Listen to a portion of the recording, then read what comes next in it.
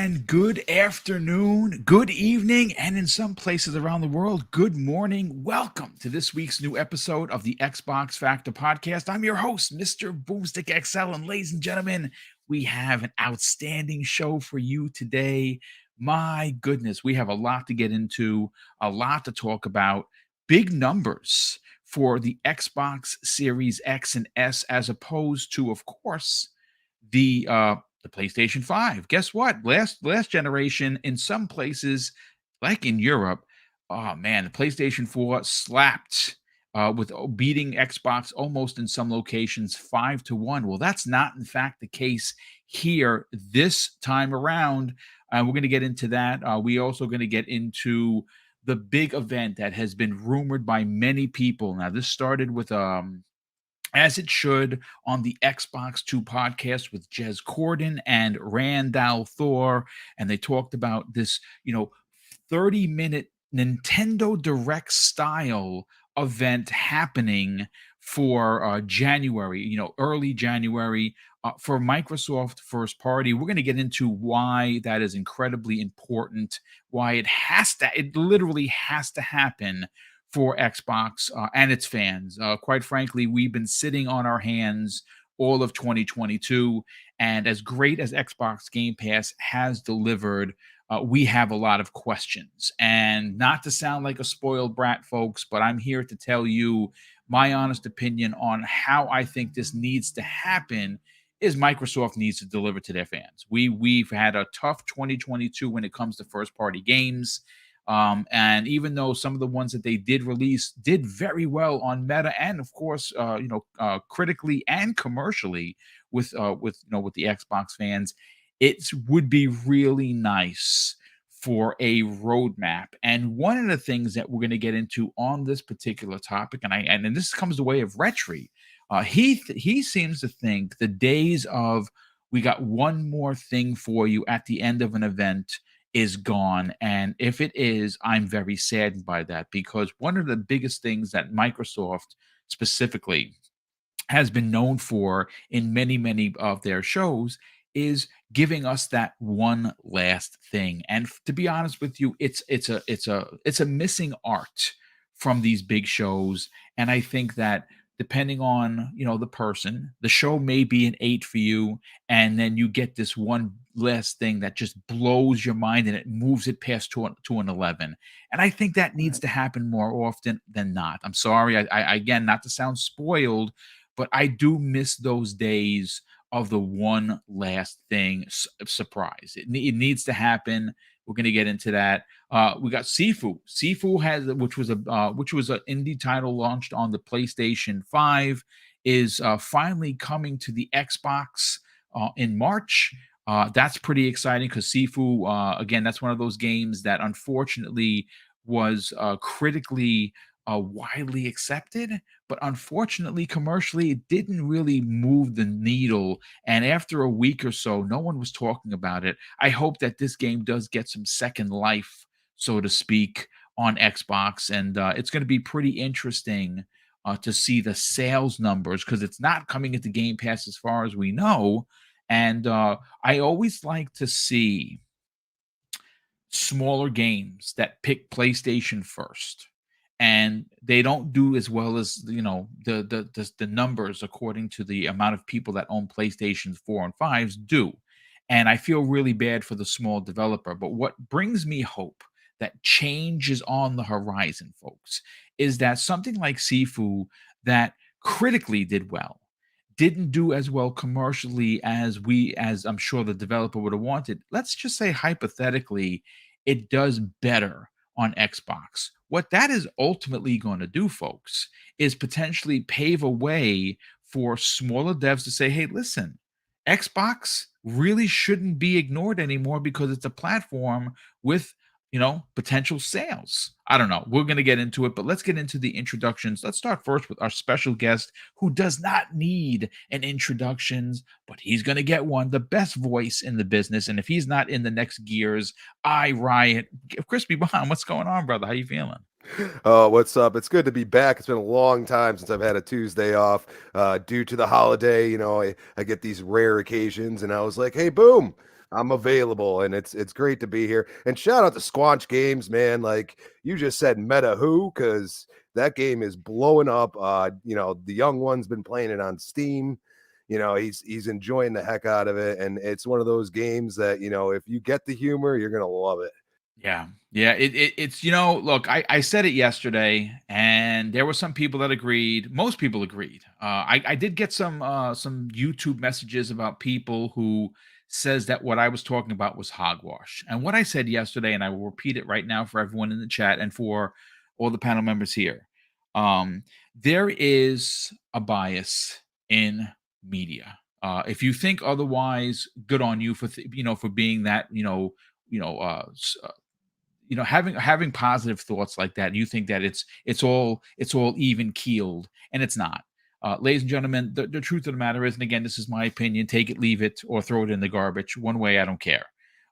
If this would have been a PlayStation 5 exclusive, this would have been reviewed as nines. I'm telling you right now. Oh my God, the humor, Rick and Morty. If you like that, you're gonna love this. This is a great PlayStation 5 exclusive. But because this was on Xbox, it loses points. And I'm sorry to say that is an absolute fact. I understand there are some that think when we start talking us versus them that it can't happen. And I'm here to tell you that it does happen. It's blatant and it's very apparent. But I don't want to spend too much time on that. Retry brother, how you feeling? Welcome back to the show. Thank you. I'm feeling great. I'm ready to talk. We got a lot of topics today, do. so I don't want to take Today's too loaded. long, but so I'm ready to go. So let's go. Yes. Well, listen, it's gonna be a lot of fun. We have a lot to get into. Daniel McGee, welcome back, brother. Good to hear that your family situation is on the mend. Very happy to hear that. But of course, we're happy to have you back. How you feeling? Pretty good, yeah. Everything's coming back together in time for Christmas, so it looks like everything is going to be okay. Looking forward to the show today. Nice. And of course, getting him back for the second week in a row, because sometimes we don't know because work beats him up. Boxenberger, what's up, brother? How you feeling? I'm doing good. Excited to be here. Last show before Christmas, right? So, yeah, I'm excited to talk about some cool topics, and the panel is always fire, so I cannot wait for the show. Yes, yeah, me too. And listen, Infinite Umbra, which by the way made me look like a rookie with his ridiculous Xbox stats. I think he had 131,000 achievement points this year. I was like, I have 17,000. I'm a champion. And then he comes in, and I was like, well, this guy just won the gold. I'm not even gonna pose again. What's up, brother? How you feeling? Well, I'm feeling good now that I can rub that in everybody's faces. Yeah. Humble brag. Humble. Yeah, if not anything else but that. No, I feel good. I'm tired, man. That's the thing. But I am excited to talk with you guys and chop it up. So, and talking about games gets me energized. So I'm all for it today. I wanted to say too, just to add to what you pointed out about the biases and people like ignoring that. I saw something the other day, Boom, when it was Game Informer, right? Now, I used to love Game Informer, by the way. There's a guy on there, a reviewer named Marcus Stewart, and it says, this is the headline. It says, High on Life is a reminder that different quotation marks doesn't always mean good quotation marks, our review. Yep. And then it was highlighted in the because people don't forget online. So people went on there and were like, this is the guy you're taking this from. And this is what he said. He says, I'll never understand how Xbox became the de facto insult for Xbox fans and not Microsofties. And then people called him out, so he tried to come in there and try to defend it. Wow. And everybody, including So basically he no bias though, right, guys? No bias though. Yeah, it's plenty of biases. I am gonna say this. I will say this. Game Informer was one of the last of the Mohegans when it came to journalism that I respected. Yeah. And then we saw some people step down. We saw some changes at the home office get made. Layoffs were done. Changes were made in management. And unfortunately, because this is a click-based world, they have unfortunately sunk to the lows of, I don't know. Are they as bad as GameSpot? Are they as bad as Kotaku? I don't know. But I am going to say that to replace an insult with another insult and expect that that is okay behavior is Mhm. exactly what's wrong with current media in gaming. The problem, folks, and again, I understand I'm coming at this from an old man's point of view. I'm 52 years old, probably the oldest MF here, and that's fine. But I also understand that there is a status quo that is looked upon in some of these younger journalists, and there is a bias, and that right there screams it. But please continue. Yeah, no, I mean, so seeing it, I mean, like I said, the internet doesn't forget, and you got plenty of Xbox fans who are going to keep those screenshots, so they can't escape it. And so many people got at him, including Lethal in the chat. Shout out Lethal, and called him out on his nonsense. And now he's copping pleas into the replies, but that ship has sailed. But just to say, for High on Life, I mean, it's doing so great. It's replaced Minecraft. It's the number one played game on Xbox. It's selling well on Steam. I think it's like top 3. Yep. I believe the fans have spoken, and the fan reviews, at least the user reviews, is high. It's like an 80s. Yeah, the last time I checked, I think it was an 8.7. And well deserved. So, I got it at yeah. an 8 out of 10. I beat it, and I'm being an achievement hunter I am. I had 2 achievements left to get. Oh, So good for you, dude. So I'm starting Nice. over. Nice. But yeah, it's a great game in my honest opinion, and the reviewers, in my opinion, got this wrong. And I'm seeing, dude, let I'm me seeing tell you plenty something. of people saying so. I agree. I think this is one of those games that is again. This is just my opinion. By all means, you don't need to accept it. You do not need to take it from me. The problem here, folks, is the fact that this is indeed an Xbox exclusive. If this would have been a PlayStation 5 exclusive, we would be having a different conversation. I agree. And the fact, and here's something else that's pretty interesting. Squanish Games came out and said that they have there's no plans for this to come to PlayStation 5. This is an Xbox exclusive. This is an Xbox and PC exclusive. Now, I don't know if that is the reason why we saw this, what seemed to be an attack on this game. There are bad reviews, and there are reviews, like someone gave this a 3 out of 10. And I'm like, I gotta ask the question when you see that, did you actually press the start button? You know what I'm saying? Like a 3 would be a game that when you hit the start button, nothing happened. It didn't work. It was broken. That's a 3. I saw people in some of their reviews. This is a competent shooter. I don't know if you've played Insomniac type of games, but that's what screams for me. Again, I'm an OG Insomniac games fan. The guns all have personality. The color palette on the world are just like out of a Crayola box. And if you like color, this game is definitely for you. I will say this again. It's not one of the topics, but if you had any doubt as to how this game plays, what it looks like, please, I have an hour and 43 minutes of recorded footage before we get to the next gameplay that we're going to put on here. Check it out. It's phenomenal. There are no, you're not going to have anything ruined for you.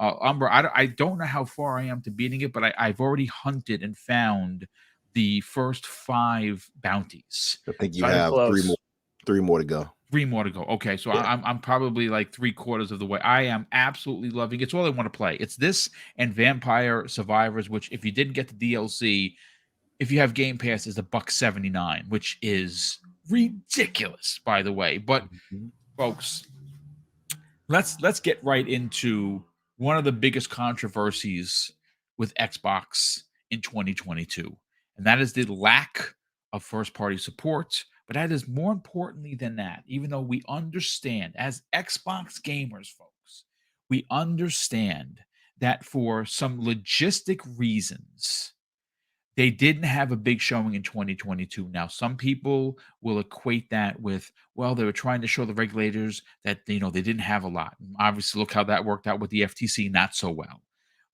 Some people will go into the camp and say, you know what, Boom? Starfield needed some more time. Redfall needed some more time. Motorsport is doing a whole bunch of new things. They needed more time. And I would say, okay, that's great. Give them all the time in the world that they need. But I think what really drove the negative or the disappointment aspect home was when we all tuned in to the Game Awards, and it was in fact what you would expect. It was basically the PlayStation Awards. Now, I'm not saying that there was bias. I'm saying that Sony won a lot of awards for a lot of big games they released. They also showed off a lot of trailers there. Guess what wasn't there, folks? Anything from Xbox. But they did show I don't know, was it 3-minute trailer of Game Pass trailer. Yeah. Game Pass trailer of Yeah. games that we all know are coming. So we were all walked away disappointed.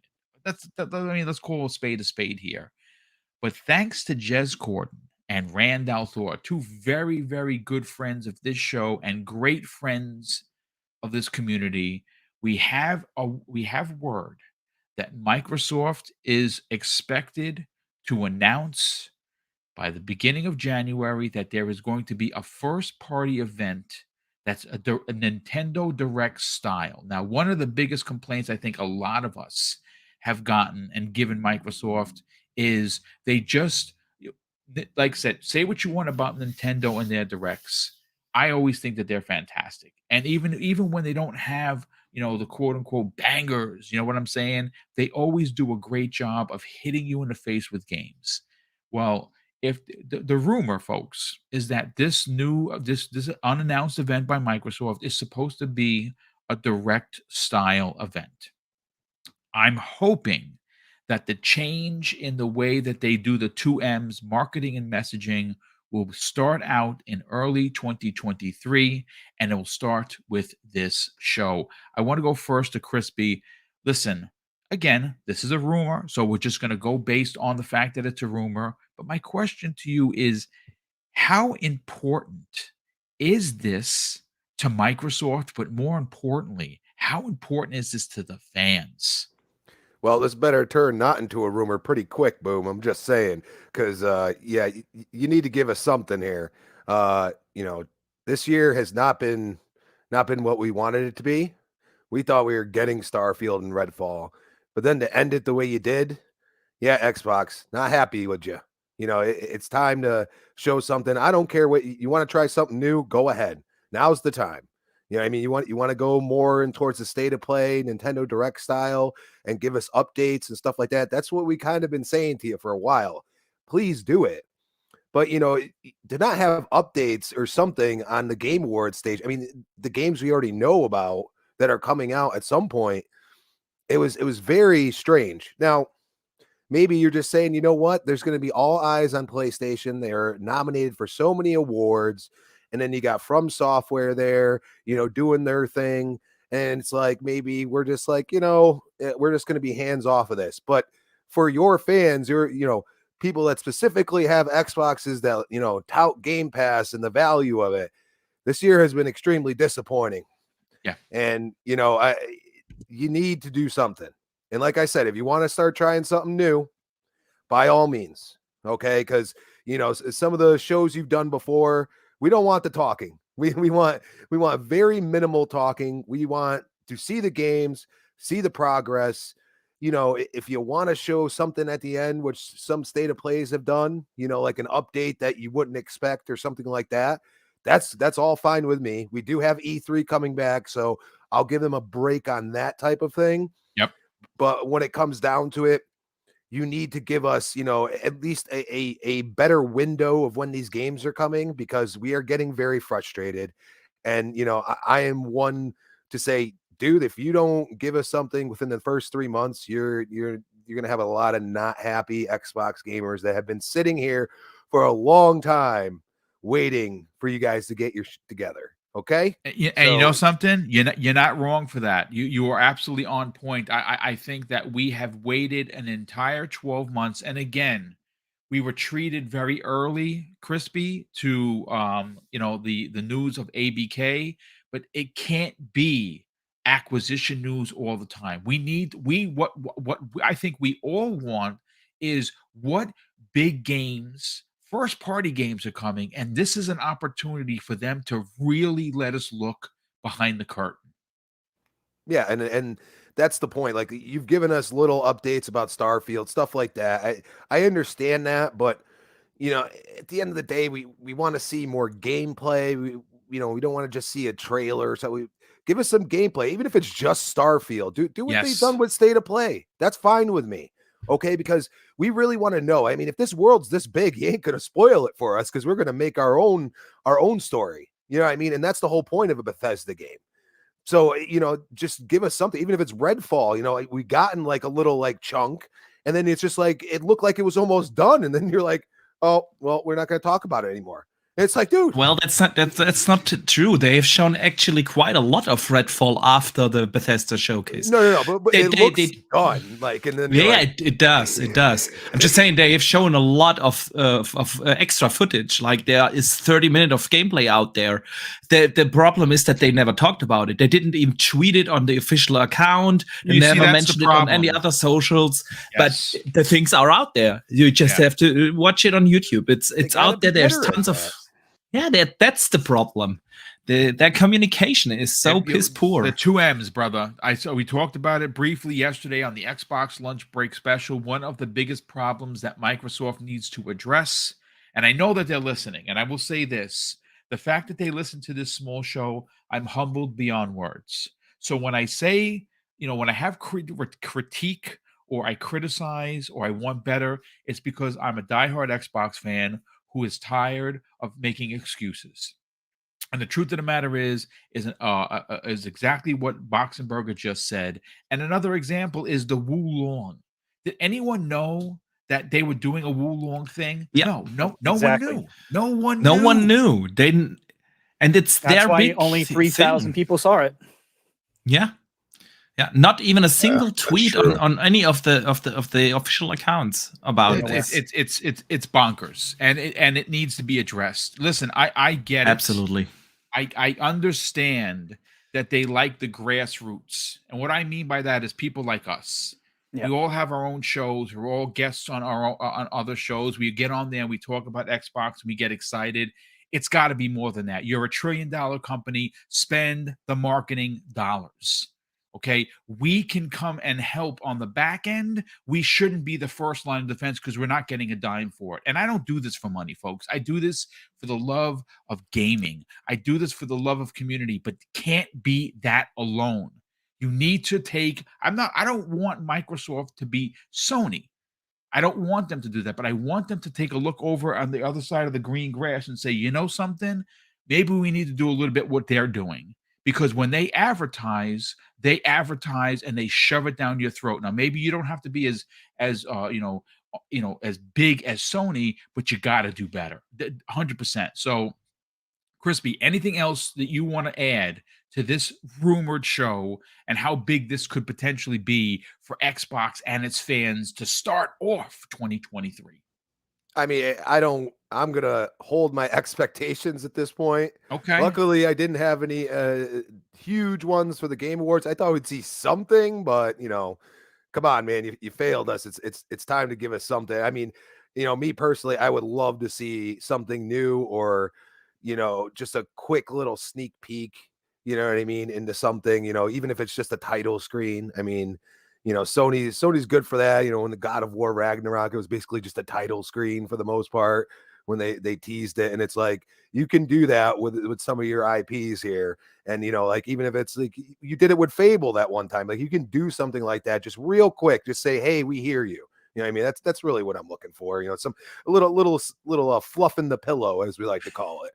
I love it. Real quick, I want to just catch up on some of the super chats, and we'll get to everyone's opinion. And like I said, don't feel bad about going in on this. And I don't think I have to tell Retri that because I think his engine is revving and raring to go. But the first super chat of the day, the first super chat of the day comes the way of Black Sausage, who drops a very generous $5 super chat. This is a great point, folks. This might be the point of the show so far.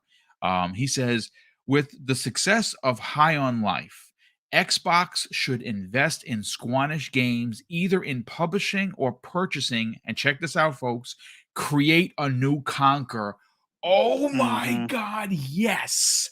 That would be awesome. Because obviously, if there is one person you can give the Conquer IP to and say, go crazy. Mhm. Because this Conquer is a cartoon character that says some pretty Yeah. adult things, right? Mhm.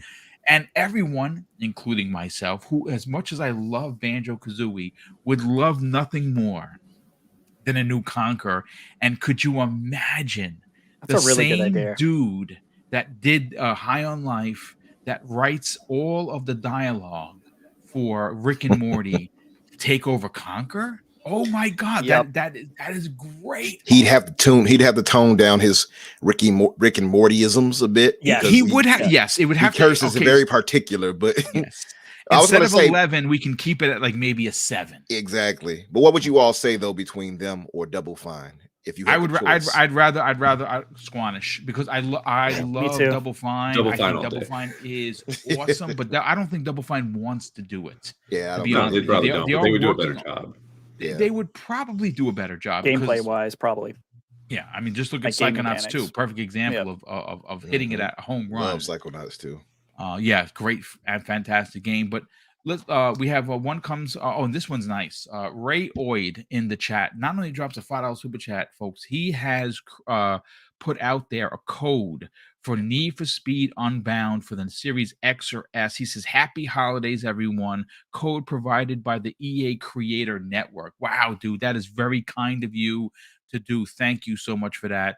And I also have a 3-month code that was donated by one of the big winners from Friday's Christmas with Mr. and Mrs. Boomstick, which I'm going to drop in the chat. I will tell everyone when I'm dropping it in, and go ham on it. I'll give you the gentleman's name in a sec. But we also have Don Otaku. And he says something very similar to what I said earlier, folks. He says, mediocre gameplay, but it has a cat, and it's only on PlayStation. 8.5 out of 10 game of the year. Good game with good gameplay and writing, but only on Xbox. 6.5 out of 10. You know what? Mhm. That is exactly what gaming media is in a super chat, folks. And I'm sorry to say, I'm not throwing every game reviewer under the bus, because you can't do that with anyone. But I'm sorry to say, when you look at reviews, when it comes to PlayStation versus Xbox, there are two different animals. And I'm sorry. That is the absolute truth. You disagree, I'll listen to you, but I ain't going to believe you. Highlander Mhm. 001 drops a very generous $10 super chat and says, hoping everyone is having a great holiday. I am a combat vet. Well, thank you for your service, my brother. He says, and my PTSD kicks in, especially with shooters. Wish I could play Call of Duty with my sons. I can't. I love playing High on Life. Yeah, dude, listen, I'm sorry about the PTSD. It's a real thing, and it hurts, especially when you say something like you want to play Call of Duty, but you're a combat vet, brother, and what you did for this country goes leaps and bounds beyond the thanks I could personally give you.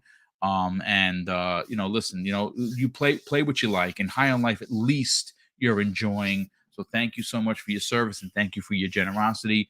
Let's get into this rumored event, and I'll start first with Retri on this. Retri, I don't want to say that desperation has set in, because we know that Xbox is going to have a killer 2023. Yeah. It's just based on what we know. I believe there are some surprises in there. I mean, again, a lot of people don't believe Aaron when he puts it out there. Oh no, we have surprises. I love Aaron Greenberg, and I think he's legit a good dude. That's true. He did say that. That's He right. said, "Yeah, in the we Twitter. have a lot to put out, and there's some things that we haven't revealed yet. So I'm gonna take him. If I have to take the knee because of it, then that's on me. But I believe No, I him. actually forgot about that. Boom. You might be right. I might be wrong on this one. I completely forgot about that tweet. So I mean, listen, what for you, considering where we're coming from in 2022, how important is this rumored event? How big should this be? Because it doesn't have to be 8 hours long. A solid 30 minutes that Yeah. gives you game could be enough to set the year on fire for Xbox. That's what I want. I don't want a 90-minute show, to be honest with you. I'd rather have a more state of play type of showcase that's only about 30 minutes. Please, Xbox, no 10-minute dev chats. I don't want to ever see that again. If you're going to do it at the very But what end you're saying of the is you show. don't want any escape room stuff, is what you're saying. Yeah. Wait a minute. You telling me I'm the only one that liked all the trebuchets? Or Moongo Blay. You Bay. might be the Moongo only Bay one. for 10 Sorry, minutes? sorry. Yeah. I just want to know when Redfall is coming out. So I expect this show to be in January. It makes the most amount of sense to me.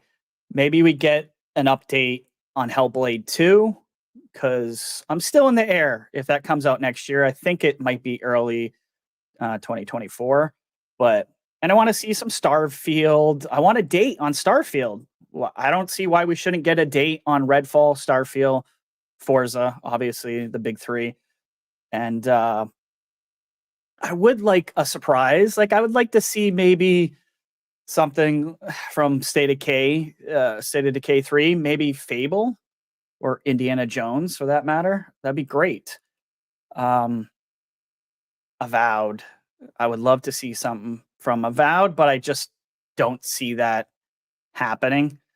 Probably half the stuff I just said isn't happening. I'm wondering if this is going to be a Redfall show, if it's only 30 minutes. I don't know, but I don't want to be too negative unless they don't do anything, and then I'll go after them. But I'm hoping that there's something. There has to be something. Like, it'd be crazy if they didn't do a show of some sort in either January or February, because I think Redfall is coming out February or March. So you got to do some advertising for your first big AAA first party for the next year. So I'm going to temper my expectations because it's Microsoft, and I know you all know how I feel about their marketing. I'm constantly crapping on them for it. So, but rightfully so, dude. I'm sorry. They got to be better. I mean, they I'm tired of hearing myself say it. Like, people give me a lot of crap, but guys, I don't want to do this either. I don't want to harp on them constantly,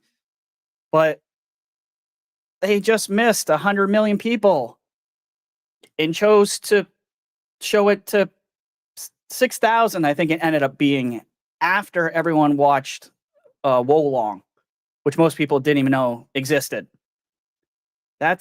You can't do that. I know, like, and people in chat, we're the 15%. We're not the 85. When we talk about you need to advertise, we're talking about advertising to the 85, not the 15, not the hardcore. We already know what's coming. We already know what's going down the pipeline because we're in the know. We're on Twitter. This stuff hits our feeds constantly. It's for everybody else. And that's what shows like this need to be. I'm curious to see if they do come out with something, how they're going to set it up. If I were them, I would do what Keeley does, and I would start contacting streamers like crazy and let them push it out, because that is why he has over 100 million. That's why. It's because he's like quadrupled the amount of streamers who are putting the information out. That's what I would do if I were Xbox. But most likely what they'll do is they'll do it themselves on their own YouTube, their own Twitch, and maybe let IGN and some other stream it live. Yeah. Stream it live. And I think that's a mistake. I'm hoping they wise up and send it out everywhere and, give us something cool. I hope you're right, Boom. It needs to be an event, bro. Like, honestly, Are you okay with a 30-minute show though? Because I am. Okay. Yeah, I think it's hitting. Yeah, that's the thing. 30 minutes. There's nothing wrong with 30 minutes if you pack it with 14 games. You know what I'm saying? We don't need any developer talk. I don't want to see any of that. I'm going to be honest with you. Put that up on your Xbox YouTube channel, and if someone is interested in said game, hey, listen, after the show, go to the /xbox.com and you can check out an interview with X developer. That's awesome. What we want is gameplay. What we want is some dates. We need dates, folks. This is coming out this date. This is coming out that date. We need some surprises. We need some, you know what? Surprise us with a couple of Game Pass announcements. You know, give us a 30 minutes that slaps, as the kids say. And if they can do that and start off 2023 like that, it's going to be a big deal. And they need to listen to the fans on this. And they need to make this an event that if you miss it, you're going to feel like, damn, I got to go. I now have to go to YouTube and check it out because they showed this many games. They have I would to do love that. to see them, you know, re-show everything that's coming out that's been confirmed in Game Pass for 2023. Because a lot of people just forget there's just so much coming. Everyone's That's like, a oh lot. yeah, Atomic Heart. Like, I keep forgetting about that. Wo Long, you know. Monster Hunter Rise, although that's soon, so I don't know when the event's going to be, but that one's so big. That one needs to be advertised like crazy. Monster Hunter Rise is such a big deal. It is, So, and that's it's what I'm hoping for. and it's the first big bomb of the year because it comes out in January. Yeah. Good stuff, Daniel. Let's get your opinion on this, brother. You get out there and you do these long exposés on what Microsoft should do and what they shouldn't do. Yep. What's the importance on this, brother? Where do you feel, considering the way 2022 was for first party, and more specifically the way that they did their E3? Because, like I said, it was. I mean, listen, it wasn't bad, but what I did not like about it was this is what's coming out for the next 12 months, and that's it. And we didn't get a chance to look. You know, again, I understand Sony does it differently, and I said this before, and I'll say it again. I don't want them to be PlayStation. I want them to do their own thing, walk, you know, to the beat of their own drum. But they have to make some changes, dude. What's the importance of this rumored show? I mean, I think the show is pretty much a shoe-in. You know what I mean? Like, we're talking about a handful of games that we're expecting to come out in the first half of the year, according to what they told us. Right. And E3 isn't until June. That would be the first major showcase that we would have expected to see things at that year. So, yeah, theoretically, it makes tons of sense for them to have an earlier show to show off at least those games, probably a couple of teasers for things to come in the next year or so, you know, something like that, right? So I think an XO event, I think it makes a lot of sense. Maybe it's not literally an XO event, but something on that level, right? I think that makes perfect sense.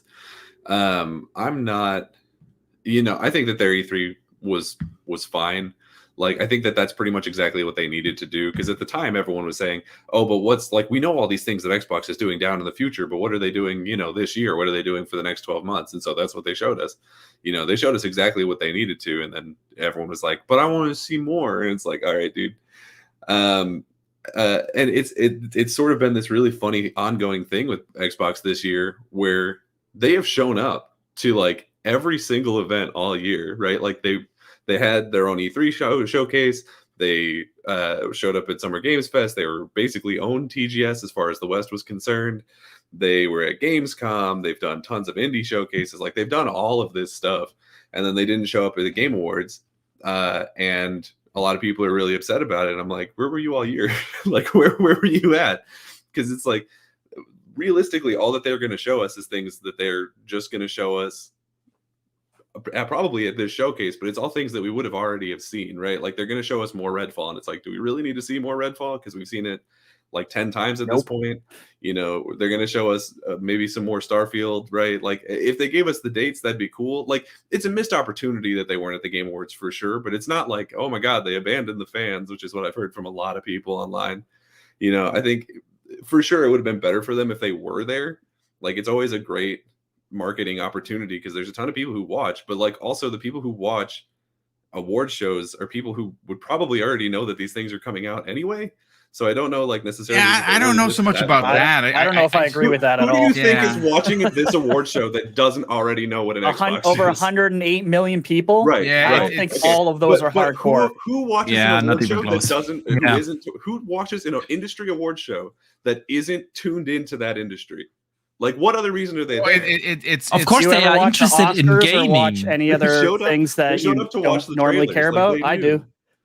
No, like I I don't don't know. watch the Oscars because I don't really care about the Oscars.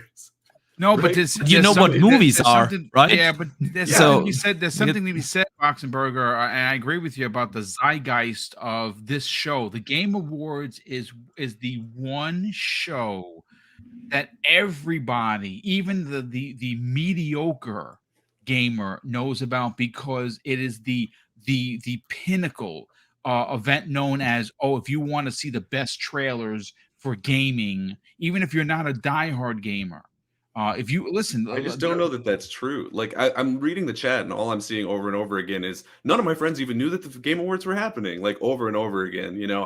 I talk to my friends who are casual gamers, and I'm like, "Did you watch the Game Awards?" And they're like, "Of course not." Like I was working or whatever. Like I didn't want. Yeah. I didn't know it was existing. Yeah. Right. Yeah, but to be It's like, fair, the though, I thing understand, is, like it has, of I course, understand it has to like be the big fair, though, audience, right? So it was a Yeah. missed opportunity that they weren't there. There's no argument that it was like, oh, it's the end of the world. They didn't show us anything all year. Like they showed up consistently throughout the other 11 months of the year. Yeah, but that's, I mean, that's what yeah, they well, call. What is that sample size called? What is that called? Your own specific experience. It's called "What Have You Done for Me Lately?" Is what it's called, right? No, but I The mean, like game- that's like that's your own thing. That's your own circle of things, right? With everybody saying that, that's like I can't at remember the name right TGS, now. at the Gamescom, No, in I- two markets where they don't necessarily like have huge footholds. No, I I'm don't know. drawing a blank because I'm so tired. But I'm saying it's basically that one person's experience that doesn't speak for millions of people. You know what I mean? That's 100 and some odd million people. Not those people are not just watching it for whatever. Those are actual gamers, casuals, and such people who are tuning in to see, like you said, trailers and all of that and Mhm. things Right. like that. It's not all yeah, sure. hardcore for You sure. know, people always want to talk about like, oh yeah, Jeff Keighley really Anecdotal. understands That's how to the do word an I was award looking show, and it's for. like he doesn't really. He knows how to do a showcase that has some awards in it, right? Like if the Oscars, people always want to bring up, oh, the Oscars viewership is dropping. If the Oscars showed trailers for Marvel movies, they'd be like 10 times what the Game Awards is at of course, overnight. yeah, Like there's absolutely. no doubt in my mind, right? Good point. And like, you know, if we look specifically at this year's Game Awards, and there were what, like 4 trailers of note, right? And it's like, okay, like, yeah, I get it. It would have been better if they were there for sure. Like it's a missed opportunity. But there's a lot of people who are like, oh, they abandoned their fans. This is the end of wow, what a terrible year for them. And it's like, yeah, it was a bad year, but like this is not the reason why. like there was nothing that they were going to show at this showcase that was going to make 2022 a good year for Xbox. Like that was just no, but happen. the thing is this, you know, my point with it, and you're on to something, Dan. I'm not going to suggest that what you're saying is wrong. It's your opinion, and you know something. There is definitely some truth there. Did it destroy Xbox? Did we feel abandoned? I certainly didn't. Was I disappointed? 100%. And the reason why I say that is because with the Game Awards, there has come expectation, and maybe that's on me, right? Maybe I expect Microsoft to be better, and then who I can blame myself, but. Sure. I do have to say that the conversation that came away in 2019 when they showed the Series X and Hellblade 2 on that stage powered Xbox the entire next 12 months. You understand? That For sure. 1 6-minute block literally paved Microsoft's way through the next 12 months as being the superior version of the superior platform to talk about. No matter what Sony did, they were not a part of the conversation for an entire 12 months because of that. And that is the power of the Game Awards. And when you say 108 million people tuned in, I can tell you that 108 million hardcore people tuning in is not in fact the case. That Well, is, I don't think they're hardcore, but I think they No. know what's happening. Like that's a lot of people, dude. and then be like, I don't know, that's man. Well, A what would you ridiculous quantify amount of them? people. Where would you quantify them though, Danny? Like if they're not hardcore, what would they be? they are just gamers, right? Like there's nobody who was watching that showcase and was like, oh boy, I sure wonder what's happening in video games. Like they know, right? I mean, most of them were probably. And here's the other thing, right? Is people want to talk about how like Xbox didn't show up at all, which is factually not true. If you're talking about the same thing that we're giving PlayStation credit for, which is they had all of these Final Fantasy games and all these other things, then we should also accept the fact that Xbox did have games there. Atomic Heart was shown. We saw Replaced. If you want to really get into it, Activision kind of owned that show, right? They showed up with Halsey to sing in Diablo. They showed up with Crash Bandicoot bungee jumping onto the stage. They showed up with the Call of Duty raid. So like Xbox may not have been there specifically, but their business interests were represented. So it's not like it was a complete wash for them. You know what I mean? Yeah, So I don't think I don't that know. I moved think the- it's I just don't kind think of that moved the ball overblown. for them though. I don't think that moved the ball for them at all. with yeah. that. See, you I know, mean, see, if like I those said, games you're sell, then when that money comes in and it goes into a Microsoft bank account, I think it'll move. I think it'll do no, pretty but good you, for 'em. but yeah, Yeah, again, for them. I'm just talking about for us as gamers. Yeah, yeah, Like when you but- saw Yeah. that, they'll get that. Yeah, but what about yeah. us? I mean, look, Yeah, no. I'll say this: what Danny's saying is in fact it's factual. Like, but they don't own Activision Blizzard just yet. You know what I'm saying? They're trying to fight to get that done, so it doesn't really have, like a gut, a gut check as if you would show, an Xbox first party game that we didn't expect or that we've never seen before. Sure. But I Compulsion's think game, if realistically that Compulsion wasn't game gonna shows happen. up there and it's shown off and the trailer starts, and you're like, wow, what is this? And then it comes up Compulsion Games, Xbox Game Studios. You're like, everyone stops in their place because we've been waiting to see this. And again, I do want to stress that there is potential reason for them not showing up. And if it's what I'm about to say, then I tip my cap to them. If they chose not to show up to the Game Awards because they're doing this show in January, and you're like, you know something, Jeff, we're going to hold our stuff for us because we matter. And we're going to do what we want the way we want to do it. Then my hat tips to them for putting their own interest before Jeff's. And I say, okay. And that makes the Game Awards no-show completely vanish into obscurity. Because if January comes and it's a killer show, it's 30 minutes, it's Nintendo Direct style, we get 14 games and we get gameplay from Redfall, we get a date. We get gameplay from Starfield, we get a date. We get a gameplay from Motorsport, we get a date. You walk away from that show and you're like, holy shit, that was incredible. 10 out of 10. But that's Absolutely. what needs to happen. Good Yeah. stuff as And always, Danny. Well, and I do think that is what's going to happen, right? I think because this showcase that is being rumored, I really think that there's a pretty high chance of it happening. It's this thing where, I mean, like I said earlier, it's just there's all these games that are supposed to be coming out in the first half of the year, and unless that changes, which I guess it could, I think we'd all be disappointed in that. But like, unless that changes, they have to show it somewhere. So it makes sense for them to have this event. I think also, given how last year was, I think they just kind of like called that a wash, and I think maybe they want to start this year strong as possible, being like, this is what we have for this year and next year. And I think a January show, I don't necessarily think it'd be as big as their E3 show, because of course E3 is going to be like 5 months after that or something, right? So I think that would be more the situation where they show up and they just show us like the games that are coming in that first part, so like Forza, Redfall, Starfield, and then some teasers for other things and probably some indies, because there's always some indies, right? Or like third-party stuff, probably multi-plats. And then like it'll be that, and it'll be like, we'll have more news for you at E3. And then when E3 happens, they'll be like a huge blowout, and then they'll be like, we'll have more news for you at Gamescom, and then we'll have more news for you at TGS. Like, I think that there's always going to be going down the road, because they don't do what PlayStation does, where they just don't tell anyone anything until 2 days before they have a state of play, and then they're like, show up, we're going to show something, maybe, I don't know. So do you guys think it'll be everything up till June? Probably. Or do you think they'll show stuff for beyond June? Definitely the first I think 6 they'll months. do both, but I think that it'll be more of a focus on the first 6 months. Yeah. Yeah, same. Good stuff, man. Listen, let's get Umbra, and then we'll bring Boxenberg, and then we'll move on to the next topic. Umbra, for you heard what Danny said. You heard what Retri said. Crispy Bomb had some great thoughts. For you, what is the importance of this? Because obviously, being in the conversation or the quote-unquote zeitgeist of gaming is, of course, incredibly important. Microsoft needs to show that they are listening to the fans. We want to see what they're doing. That's what we want. Do they deliver? I'm hoping they deliver. I mean, as much as I've railed against them myself, Retri, I know we've all talked about it for them being a no-show at the VGAs, and people can say what they want. Oh, the VGAs don't matter. I think you're just deluding yourself because had they shown up and showed out, you'd be singing a different tune. But it is what it is. I think to give them some credit, last year, or I keep saying last year, I'm already ready for 2023. Earlier this year, they absolutely did show out as far as showing up to a lot of shows and being present. So you got to give Microsoft some credit, right? So I don't think any of us are trying to just trash them.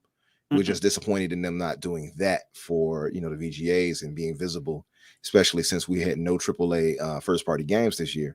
But that said, if they actually did have this show is actually true, yeah, it'll be something special. I mean, it would be less eyes on it though, unfortunately, which Retri pointed out, it'd be the 85. You're missing out on this a little bit, unfortunately, but it is what it is. Now, I look at what we have as far as what's coming. So if you look at just first party, obviously we'll have the Forza Motorsport they can show more of. They can show more of Redfall, obviously, maybe a launch date, and maybe give us a little more video of how Starfield is going along. That's a dream scenario if they kind of show Starfield too, some gameplay, new something, maybe a mission or something.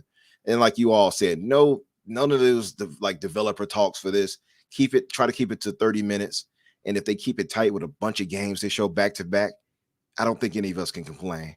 So just going from January, just going to name them off really as quick as I can. We have Persona 3, 4, Monster Hunter Rise, Age of Empires 2 Definitive, Inclinati, RoboQuest, Atomic Heart, Wolong, Amnesia, Way to the Woods, Blaze Blue, Flintlock, which was one of my favorites. Yeah, very excited for That's gonna be awesome. And Guilty Gear Strive. Yes. Lightyear Frontier, Minecraft Legends, Planet of Lana, The Last Case of Benedict Fox, one of my other ones, Valheim, and I'll leave it at that because the other ones are to be announced. So just to say, that's up to spring, so they have all that they can show and show more of. So if that is the case, show us new gameplay footage of all of that. Give us a launch date for Redfall and whatever.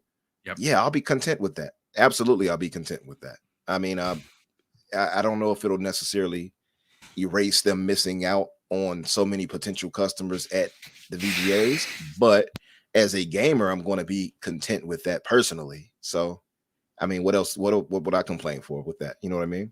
That's the way I look at it. No, I mean, that's good stuff. Real quick, I want to shout out Jason Purcell in the chat because I'm about to drop a 3-month Xbox Game Pass Ultimate code courtesy of Mr. Purcell. He was one of the big winners on Friday morning's Christmas with Mr. and Mrs. Boomstick. And he wanted to pay it forward, folks. So he bought a code. He sent it to me last night, emailed me, said, hey, Boom, I'd like to pay it forward. So shout out to Jason Purcell. Code is in the chat. Act quickly, folks. Very nice. Thank you so much for not only being here, Jason, but congratulations on the big win. I do want to catch up on the Super Chats real quick. There's a couple of them before we get to Boxenberger, and I know he's going to have a lot to say on this. We have one from Ty Moore. 72299 drops a very generous £2 super chat and simply says, happy holidays. Happy holidays to you, my brother. Thanks so much for the generosity and more importantly for being here. The Collector drops a very generous $5 super chat and says, on the fence on getting a PlayStation 5, feeling like a sellout, wish Xbox was fighting more for fans. Am I wrong, guys? Look, I'm going to say this. Buy yourself a PlayStation 5. You won't regret it. I have one. I don't use it as much. I use it for first-party games. That's why I have it. But I would feel kind of out of sorts if I didn't own all the consoles because I've always owned all the consoles. Like I said, if you gave me a choice, if I had to have one, it's going to be Xbox. If there's a third or second or indie title on both consoles, I'm going to play it on Xbox. But I do own a PlayStation 5 for their first party stuff, which is amazing. I mean, you can't argue how incredible they are. Buy yourself a PlayStation 5, dude. I don't think there's anything wrong with it. The word sellout, nah, dude.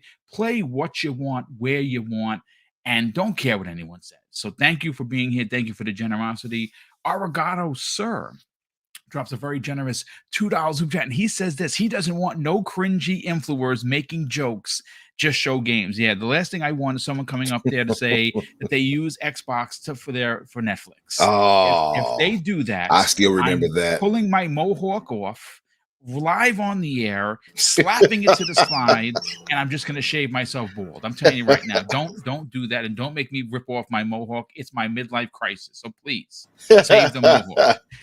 Don Otaku drops a very generous $5 super chat and says Xbox needs to stick with the 12-month formula with one more thing that shows, announces something far out. That's why Nintendo Directs are successful. And yes, shout out to Don Otaku for that comment. I love that. Give us the 12 months, but the one more thing that needs to come back. Papa Phil, if you're listening, brother, the one more thing, you gotta do it. You got to drop that before you get on out of there. I'm telling you, that raises shows 2 and 3 points. That can take someone's show from an 8 to an 11 if it's something that's fan driven, and that's what we want. We want them to drive the fan experience home. They can do it. That needs to come back. And Highlander 001 drops a $5 super chat and says, I think we will hear something when they know the games will be ready. Come E3, we will hear what's coming in the fall, winter, and the first half of 24. Yeah, I think that's why they did it to 12 months. It hurt last year. It did. It hurt when they did it E3 last year. It's going to be better suited for this year with everything coming out. And oh, by the way, 24. It's going to land better this year. But Boxenberger, you've been very critical on Microsoft's response to, and you're not wrong. You and I, brother, we talk privately all the time. We are on the same page here. Speak your truth. How big is this show? That's a good question. We have to distinguish here in what it could be and what it probably will be. I think Xbox would definitely need the mindshare boost. Yeah, we have this incredible looking first half of 23 coming from Xbox, but we all know it's Xbox, and we know that they always find a way to screw things up. So I get that people are very hesitant and very critical about Xbox not showing at the Game Awards anything important. And by the way, I have to disagree with so many points with Danny here. I don't know where to begin. So I'm just gonna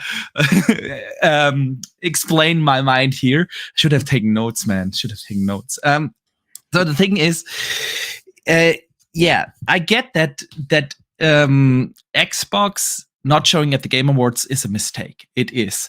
100 million gamers is something you will not find anywhere else. Not even E3 is that big. Not even 100 million people are watching E3. Exactly. If you have a showcase that where you have 100 million viewers and you have sold 20 million Xbox Series consoles, you have a potential of 80 million customers that have not invested in your ecosystem, but that are interested in gaming, because that's the premise here. And that's why I'm sorry, Danny. Doesn't make sense to me what you said, honestly, because because those people that watch the Game Awards are interested in gaming, yes, but they are not invested in the Xbox ecosystem. And to show them a reason why they should invest in Xbox is essential. And no Xbox showcase, no E3 or anything else that Xbox can do will change that. So that's a missed opportunity. Sure, now, if we look, but how many of those 100 million people do you think have not heard from 500 other news sites about this Activision Blizzard deal, and so don't know? I'm not saying that they haven't heard about Xbox or the Activision Blizzard deal. But that's the thing. The Activision Blizzard deal is way overblown for console gamers. It is not relevant to the console gaming market. If we talk about Activision Blizzard and the console market, we talk about one game, and that's it. And that's Call of Duty. I get that Call of Duty is a massive game and an important game, but it will not do anything in terms of suddenly Xbox gets this gigantic library of games. It does not. It will get a Diablo game every 15 years and Call of Duty every year, and that's it. So yeah, Activision Blizzard is not a thing. What they did in the previous years is exactly what they need to do. Yeah, they have shown the console. They have shown Hellblade, like this gorgeous looking game that is just a system mover. They have shown like a Perfect Dark that will be a system seller. They've shown these kind of experiences, and they have failed to advertise that to potential millions and millions and millions of customers. So that being said, if we look at the Xbox event in January, I do think it will happen. I listened to the Xbox 2 podcast, and it was interesting because Rand and Chess had like different ideas of what it's supposed to be. While Chess was more on like the direct format boom that you mentioned, 30 minutes. Rand was more like, hey, that's going to be a full-blown event, because he has a point. If that's the only event before E3, they have to like announce release dates for 12 games, and you don't just put a list out. Oh, these are the release dates. Obviously, you show every game with a trailer, and bam, you all already have more than 30 minutes. So like you have a proper full-blown showcase. If you do that, well, if it's a direct format, what are they going to do? If it's a 30-minute direct format, I think they will announce the release date for the first game that will come out, and that's Redfall. They will show Redfall again. They will announce the release date, and then they will show and maybe announce the release date for some smaller games like a Flintlock and a Hollow Knight, Silksong, and I don't know, Last Case of Benedict Fox, a couple of those games. If it's a longer thing, I think they might just, okay, here's what you get in the first half, and these are the release dates, bam, bam, bam, bam, bam. So that would definitely make sense to me. They have that E3 showcase, and now to come out, here's like 60, 90 minutes. That's what Starfield's going to look like, and you will be able to play it in May. And this is Forza, and you will be playing it in April. And this is Redfall, you will be playing that in February. On top of that, you get Minecraft Legends and this and that. And you all know the list. So it would make sense. But now it's Xbox. Yeah. And I'm sorry, I don't have faith in their messaging, marketing, and capabilities of handling that kind of stuff anymore. I just don't. So what are they going to do? Probably they will have like a 30-minute show. They will announce the release date of one game, and unfortunately, they will blow that show up with. And Danny, I know you mentioned you want them to take the Keeley way and hand it to streamers and such. And I don't want them to do it the Keeley way. I don't need Xbox to roll out Al Pacino to not know where he is. I don't think that's the right choice. He didn't know what century he was in. He didn't know what a video game was. I don't think that was something that they need to do. That's the comment of the day. That's me. He came out there like, what's going on? I can't even read the teleprompter. He's gonna read it. No, what I want is to finally get rid of all these personalities. That's always been the problem with Xbox shows. If you remember that Xbox Inside thing that they had years ago, it was always like talk with personalities, and I get it, the cool people and being different from what Nintendo and Sony does and everything, but it just doesn't work in the gaming space. It doesn't work for fans. If someone, and I like Paris Lilly, he's a great dude, but if I want to hear his opinion on things, I'm going to go to his show. I'm not going to listen to the Xbox showcase. I don't want to hear his thoughts about stuff on an Xbox show. I don't want that for any of these personalities. I don't want to have them to even have a moderator. I don't want that. I want games. Show us that. But yeah, if we just look at the past, how Xbox has handled messaging, marketing, and shows, we should all temper our expectations. I know we all want it to be another E3 in January, and I will be the first one to cheer that up if that's the case. But realistically, I don't think that's gonna happen. I think they will have a smaller showcase. It's gonna be their attempt to have that direct format, but I don't think that they will be able to achieve what gamers actually want from such a show. I just don't see that anymore. So yeah, sorry to be a little bit more negative here. No. Listen, Doug, I love everybody's opinion. Everyone had great opinions. We don't all agree, and I think that's what makes this show a lot of fun. We don't all agree. We all have different opinions, and that's what it's all about. Yeah, exactly. So I thought you were largely correct. I mean, I felt the same way as you did about the show personally. But I'm trying to be hopeful for the new year. Yes, the thing is, we have always been hopeful. You know, in before every show, we hype Xbox up, and it's always us, the fans, that are hyping these shows up, and then Xbox shows up with the things that will disappoint us, and then we try to sugarcoat it afterwards. And the wait for the next thing is just a thing with Xbox. And before they will not change that, I'm not gonna give them the benefit of a doubt anymore, because they have let us down too many times recently. So once they start doing better, I'm gonna cheer it up again. But until then, I remain very skeptical and critical. Yeah. Well, look, at this I definitely point, understand it. Yeah, listen, everyone seems to be a little down. And except for Danny, which, again, he has great points. Can't argue his points. A lot of us are down because Xbox has under-delivered in many of our opinions, and we want them to be better. Obviously, they have an opportunity to start off the year in a big way.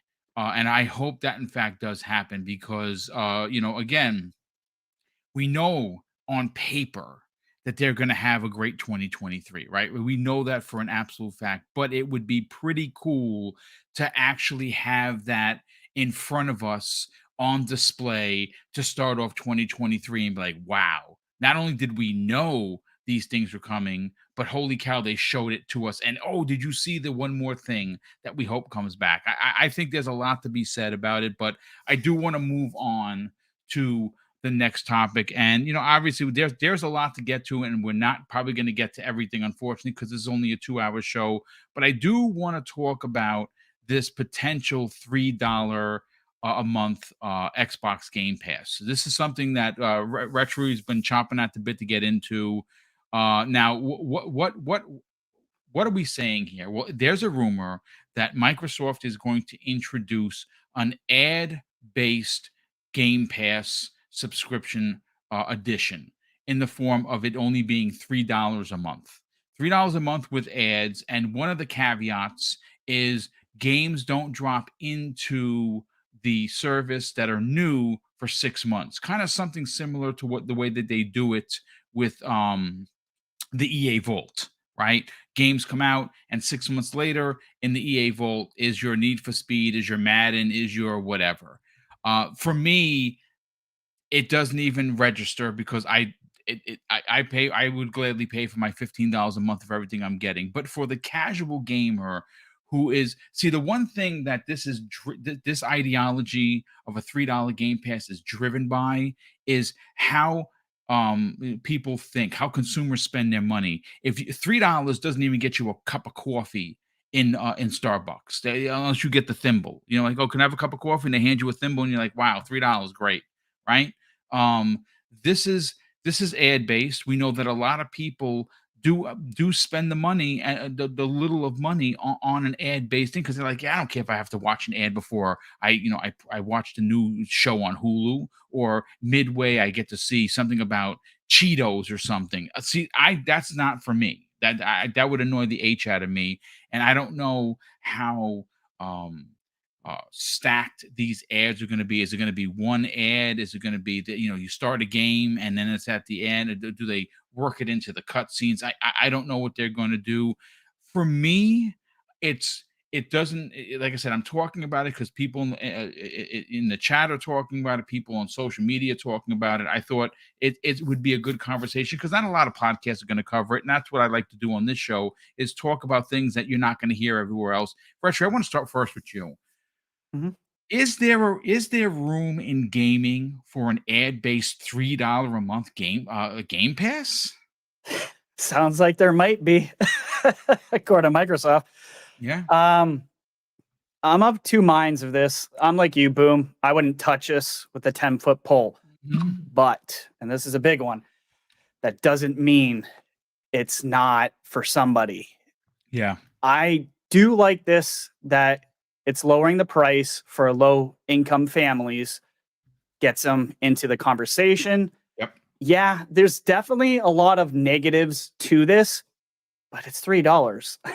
And the Yeah. ads, a lot of this is making a ton of sense. And so if you kind of go through the research of what Microsoft has been doing, they purchased Xander last year, who is a delivery of digital advertising and retail for media solutions. I don't think that's a coincidence. And then Interesting. right after that, they got the patent. The patent is called, literally, this is what it's called: providing personalized content for unintrusive online gaming experience. What the hell does that sound like? That's a That is mouthful. ads. Holy crap. That's what, yeah, I'd tell you the number, but it's a long, weird number. But basically, it's a method to see when people, it sounds like when you're not using your controller a lot, the system knows that, and it's, giving the data back and forth saying, okay, the beginning of the game, probably going to be an ad. Maybe when you're not touching any of the buttons, you might get an ad. And that's probably during transitions in the game, loading screens, which would be weird because with the SSD and things getting better, those loading screens are going away. So are you talking like a 5-second ad? Can you imagine a Manscaped ad or something like that where you're trying to exactly. Hey, what is That's this? what I'm wondering. I'm so scared of this, honestly. They don't care. This could be very scary at the same time. Like, I love it for people who don't have a lot of money, and I hate it for, is this going to start leaking into the $10 Game Pass model, Game Pass Ultimate? That's what gives me pause. Well, yeah, that's something. That's what makes me a little nervous. You're right for saying that. You're absolutely right for saying that, because there is a premium tier. It's $15. We all know that. As far as we know, it is not increasing. It's not increasing for the rest of the year, which is only a couple of weeks away, and then we're into 2023. There has been some talk that there might be a price increase in 2023. I'm gonna tell you this right now: if they announce that, I'm gonna blow their hair off. And you can tune in for it, because I'm going to give it to them, and I'm going to give it to them raw. Because at this point, the way the world is, you already increased to $70. Don't shoot yourself in the foot to start 23 and give us a price increase. Before you talk about anything else, release the freaking family plan already, and stop holding off on that. I'll say that. Yeah, I'm wondering when the heck. Clearly, it's not dropping. I don't think they're going to announce it this year. No, for the remainder of the year. No, which I was wrong about that. I thought that was coming November. I thought it was going to be announced at the Game Awards, dude. I'm going to be honest with you. That would have made the most. I thought they were going to have a massive blowout. Guess what's coming in 2023? Boom, boom, boom, boom, boom, boom. All these games and family plan starting today. And I think it could very well potentially be something that's announced at this, a rumored show. Yeah. Hey, at the back end, there one more thing is, hey, starting today, in the United States, you can add your friends and your families to the plan for as low as $5, for as many as up to 5 people per subscription. Everyone gets their own thing, and you'll be able to play all these incredible games coming this year. That's how I can see them doing it. I would love to see that. I've been looking forward to the family plan for a while, just to save money, because I'm cheap. But with this, people got to understand, it sounds like EA Play is not part of this. So keep that in mind as well.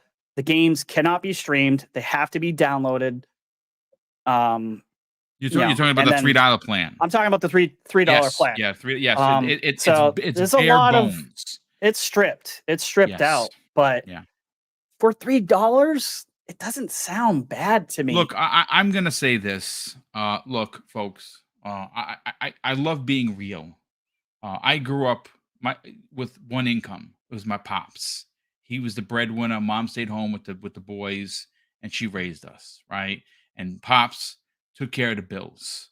And like I told the story for lordsofgaming.net. I wrote up, they wanted me to write, what was my click moment in gaming, and that's going to be produced by Lords of Gaming, which of course is associated with the Iron Lords. I don't know if it's live or when it's going to go live, but in 1978, my dad brought home an Atari 2600 and 2 games. And you have to understand that at a construction worker salary back in the 70s, there wasn't a lot of money to go around. I know it didn't fall off the back of a truck, but he brought home something that we never expected because he wanted to do something good, for his boys, and it changed my life. Changed my life forever with gaming. Right. This plan, Retri, I understand that for us, it's a never was, as some people in the community say, but that's because we're hardcore gamers. But I would tell you this: if you are a parent, whether you're married, whether you're separated, whether you're a single parent, you want the best for your kids. And gaming is something that is a part of the kids of this era. Gaming is something that they want to be a part of because their friends are a part of it. And it would be pretty freaking cool, ads or not, to be able to go out and buy a Series S for under $200 and then give your kids, even on a budget, even if you're struggling, spend the $3 a month to give them games so they could be a part of the conversation. See, that's one of the things that make me love Xbox more than any other brand, is that they allow for everyone of every financial station to be a part of the conversation. I think that this, again, it doesn't resonate for me, but for someone who wants to get in on gaming and doesn't have a lot of money, Retro, I think there's something to this. Yeah, there is a point though where it starts to sound a little bit like what PlayStation is offering and starts to get real confusing. It does get a little confusing. Good marketing sure. really fast. So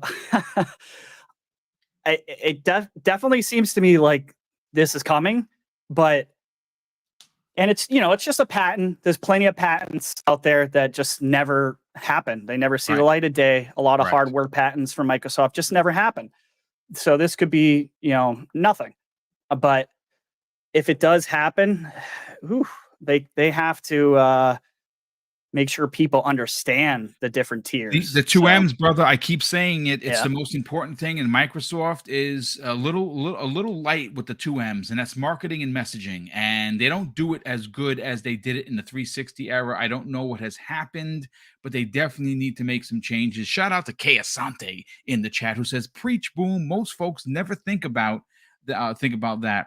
This $3 a month plan has the potential to change lives, just like your dad did for you. Indeed, absolutely. Like I said, man, if you're a parent, you're an uncle, you're an aunt, and you want to do something for your family, you don't have a lot of money. Even though $3 may not be that kind of a plan with ads and things of that nature, and having to wait 6 months to play Starfield or whatever may not resonate with us, the diehard gamers. For a kid that has the potential to have 300 games at their fingertips, and let's call a spade, folks. Most of these kids these days, what are they playing? They're playing Fortnite, Apex Legends. They're playing all the free-to-play stuff. So having all of these games that are in there that they might have skipped, I definitely think there's something to it. Real quick, let me catch up on the super chats, and then we'll bring Danny in on the conversation, see what he thinks about potentially a $3 a month Xbox Game Pass. Hargeet Chani, who has become not only a full-time member of Primetime Gaming, he's here and he drops a $5 super chat, and he says this, and this is some thoughts. Don't think you'll see a show until the CMA EU decision comes out, and that's supposed to happen mid-January. And as we were blindsided by the FTC, and Lena Khan really doing some crazy things out there. I mean, to talk about being reckless. Well, I don't expect that for the I don't expect that what we saw with the FTC to happen with the EU and the CMA, considering that Microsoft is offering these unbelievable concessions. See, that's the difference. The FTC didn't even want to sit down with Brad Smith and Microsoft. They were like, no concessions, we're just suing. I think that you're going to see a different outcome with the CMA and the EU Commission, simply because now a lot of the unions are getting involved with this, and that there really isn't a human element that the FTC seems to have abandoned.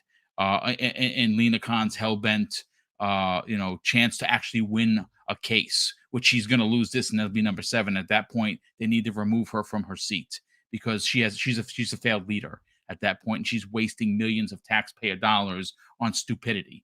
I understand big tech can be bad, but this deal is not big tech bad. I'm sorry, it's just not. And I think that Microsoft happened to be in her crosshairs because her record is 0-6, and she figured, what the f? Let me just try and win one for the team. She's going to be 0-7, and at that point, she's not making the playoffs. I will say that. But Danny Passion Official drops a very generous $5 super chat and says, "Merry Christmas, everyone. Merry Christmas to you, my brother, and thank you for supporting the channel." Jacob Novick, who's always here, drops a very generous $5 super chat and says, "How is everyone doing? I want to bring a thing up today. PlayStation showed off their Edge controller in a new video, and the Edge controller looks really nice, but there's something to be said about it, folks. The battery life. As he says here, no extended battery life. Guess what, folks? The battery life in the new Elite controller for PlayStation is even worse than the regular DualSense, and that's because of all the extra bells and whistles. So basically, you're going to get 3 hours of play instead of 5. That sucks. So I don't know. I mean, I love the DualSense. I really do. I really like it, but the battery life is just bad. It's pretty bad. It is. But Daniel, let's get your opinion on it, brother. Is there room in gaming for a $3 Xbox Game Pass? Yeah, for sure. I mean, not for me. Like, Right. I agree with the two of you. Like, I wouldn't get that. But it's that thing, right? Where I think that they're looking at their advertising deal that they just got with Netflix, where they're trying to have a lower priced one that has ads so that more people can get in, and because they know that the price is going to probably continue to go up for Netflix and also Game Pass, frankly.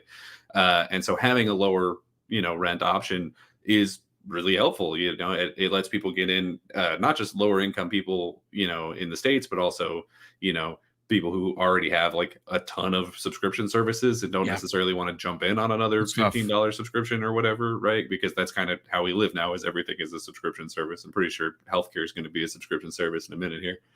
I hope not. It's one of those things, like we're working on it. We're working towards that dystopia. But I think it's a good idea. I think it also works as sort of a part of kind of the advertisement for that service, because I mean, if more people are going to be in the service, then that's more people who are talking about the service. Word of mouth is, of course, the best form of advertisement. So I think it makes a lot of sense. I mean, think about it. Every time you bump into a Final Fantasy 14 player on the streets, what's the first thing? Like, they don't say "ouch." They're like, you can play Final Fantasy 14 up to level 60 for free, right? Like, it's their go-to. They spit it out at the drop of a hat, right? I've got a couple friends who play it, and I think they're going to say it at their wedding, right? Like, it's just one of those things. And there's a lot of other subscription services that I already have where they offer a version that I can get that doesn't have ads, and I'm just not going to pay for that. I have the version of Hulu where I still have to watch ads. I have the version of I'm not going to buy YouTube Premium because I don't really care about seeing commercials in my video content. I think for video games, that's a different situation. I'm hoping that I don't necessarily think that what it would be the worst case scenario is that you're playing a game and then all of a sudden the game just locks up and it's like, watch this ad for another 2 hours of game time or whatever it is, like it is with some mobile games where they're like, if you watch this ad you can get some energy or whatever it is. I don't think that would necessarily be the case. I think it's more likely that it would be sort of embedded into the game. So you walk past a TV and some guy's like, "Hey, Marcus Phoenix, shave your balls, Manscaped," or whatever. I think that it's more likely that it ends up getting integrated in that way. I mean, I've been playing High on Life, and there's a lot of fake commercials in that game. Yes. I think you could just replace them with real ones and have it be not necessarily a huge deal.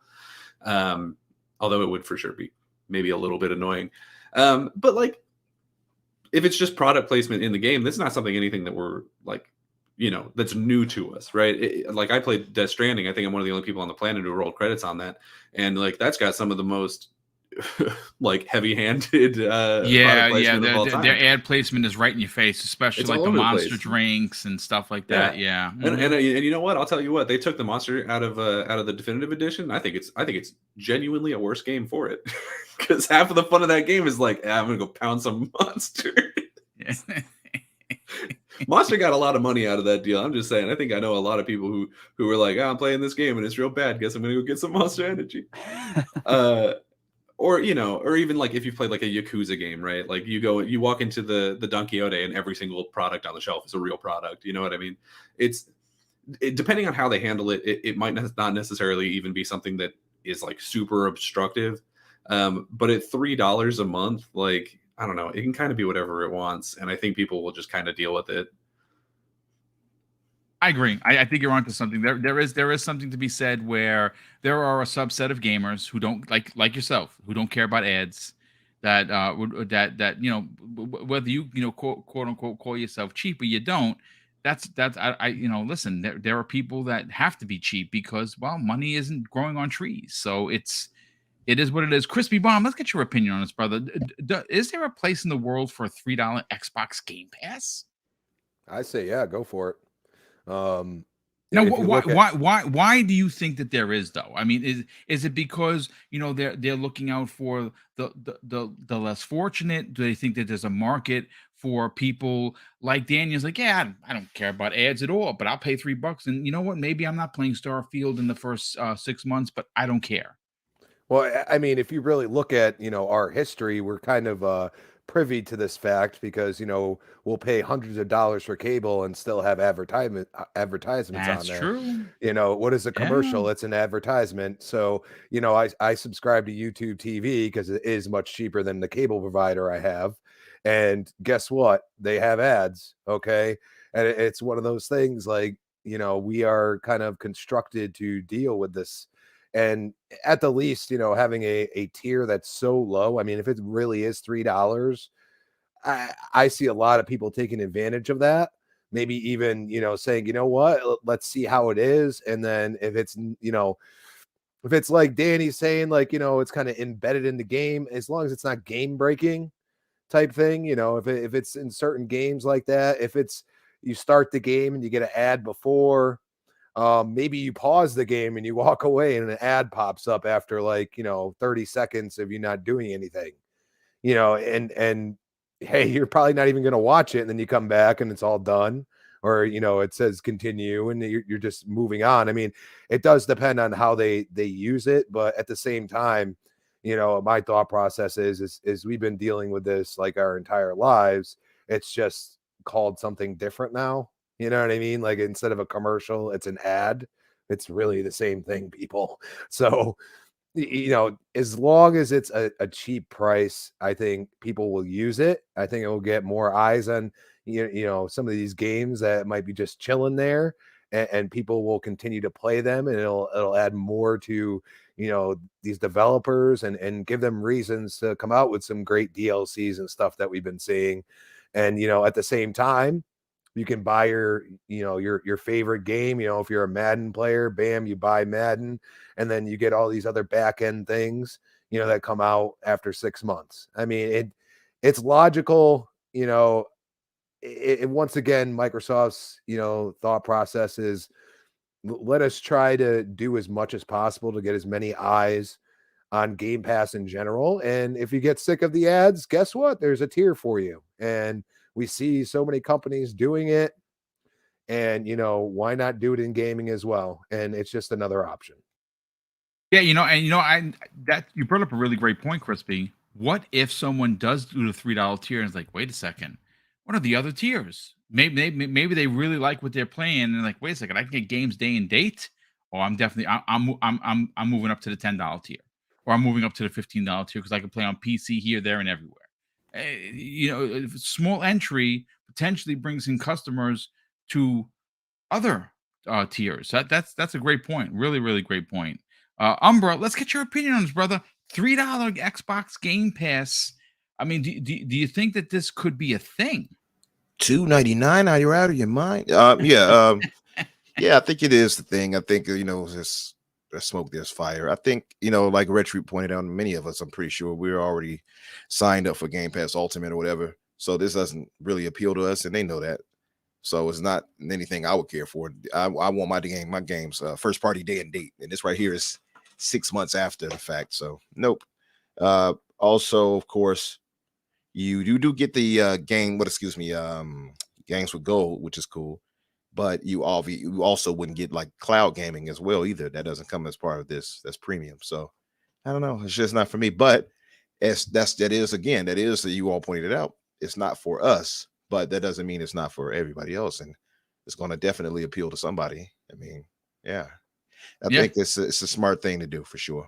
I mean, there's so many, and like somebody else I think wrote it in chat too. It's going to appeal to a lot of those people who are on the fence about getting into an Xbox and such like that, which is paired with the Series S. The price for that, I think, is going to help sell a lot of units. Yeah, I agree. I think there's something to be said about potentially next year we see an everyday price of a Series S being $200, because I think ultimately that's what it's going to get down to. I mean, right now it's $250 up until Christmas Eve, so it's $50 off, which is great considering that Sony raised their prices by $50. If you can get that console down for like $200 and it's advertised as $199 and a $3 Game Pass, you're going to have a lot of new people trying Xbox. Because obviously, listen, the money is tight around the world, not just here in the States, not in the UK, around the world. Money is less available for a lot of people, regardless of what your financial station is. And a cheaper entry point into something as big as gaming would be huge for Xbox. And I'm glad that they're taking the lead on this, because Sony isn't going to do it, and Nintendo is certainly not. So I like that Microsoft is doing something different and offering a cheaper, more entry level way into Xbox gaming. And more options is always a good thing. I mean, it doesn't hurt us. Yeah. But I will point out though, like Jared Bishop pointed out, it says his worry is that it will come with a price hike to the regular tier, upping regular to $20. And a lot of people are saying that. Yeah. So that's where I'm gonna have a big problem. I'm gonna have a big problem with it. Like I said, one of the things that Hoglaw, who's obviously the go-to source when it comes to everything ABK. One of the things that he had alluded to when he first started his, I think it's up to like 61 now shows in specifically for ABK on his YouTube channel, was that the one of the concessions that the EU and the UK could potentially ask for was no price increase for said years. And I believe Microsoft, along with what they've already offered Sony and everyone else, could walk away and get this deal closed, especially in those regions. They would be more than happy to say, yeah, we closed this deal. We're going to be making money hand over fist on WoW and everything else for Blizzard, and obviously King is going to bring in boatloads of money. We could sustain not raising Game Pass and still keeping it loaded with first party, second, third, and some indies in there. I think that could be again, for me, I hope the deal gets done, but if there's something that they have to give up, I hope it is not raising Game Pass for at least 2 or 3 years. I think that would be huge. And again, I hope there isn't like, hey, it's going up from 15 to 18 or 15 to 20. I'm gonna give them massive smoke if that is announced next year, because I don't like that. I'm not going to cap for $1 billion company. I'm just not going to do it. Yeah. $70 games I'm not happy with. But if you're telling me, folks, that I have to pick a poison pill here, raise console prices, raise Game Pass prices, or raise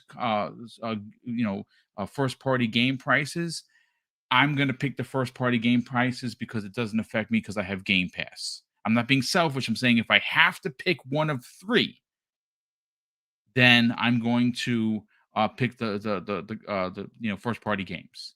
So, but listen, real quick, Brett Bingham drops a very generous $5 super chat, and he says this: healthcare already has a subscription service, What do you think health insurance is? Yeah, I mean, He's right though. He's right Touche. though.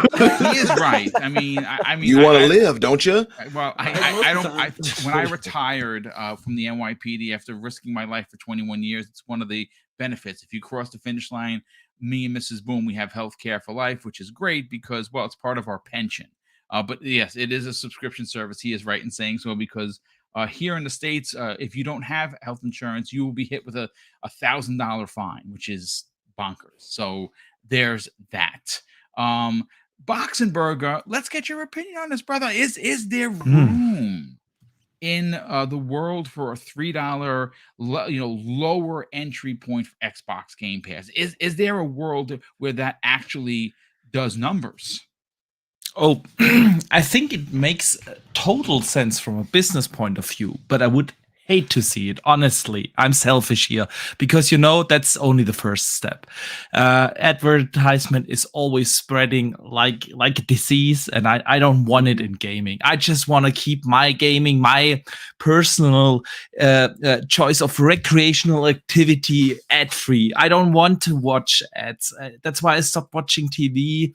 I hate it when I go on Netflix and I see like every thing that they have blinking at me. I don't want those ads on gaming. I know it would make sense for many people actually to have that. When I read that potential ad-based subscription service, I thought immediately it makes so much sense if you think about the Samsung TV app, because xCloud is locked behind the highest tier for Game Pass. You have to pay $15 to get that xCloud. And so you're sitting in front of your brand new Samsung TV and you see, oh, there's this xCloud app. But in order to try it, I have to invest like $15. I'm not sure, and then I have to go out and buy a controller just to give it a try. I think there's a certain entrance barrier, and of course Xbox wants to remove that. Yeah. So from a business point of view, it makes total sense to have like even a complete free version. Yeah. Totally ad-based. Like you said, some games come in a little late and you have to watch like a commercial every 30 minutes or every hour and before you start a game or something. It would make sense from a business point of view. So that the couch potato never heard of xCloud just can try it out and check it out. What is it? I get that. I totally get it. But man, I'm so scared that now my beloved hobby is getting riddled with ads. So yeah, please keep it off. Just keep gaming off ad free. I don't want it. I mean, listen, I hear what you're saying, and look, at the end of the day, as long as you're paying for your tier, I don't think that we're going to see ads dumped into that. At least I don't hope that they do.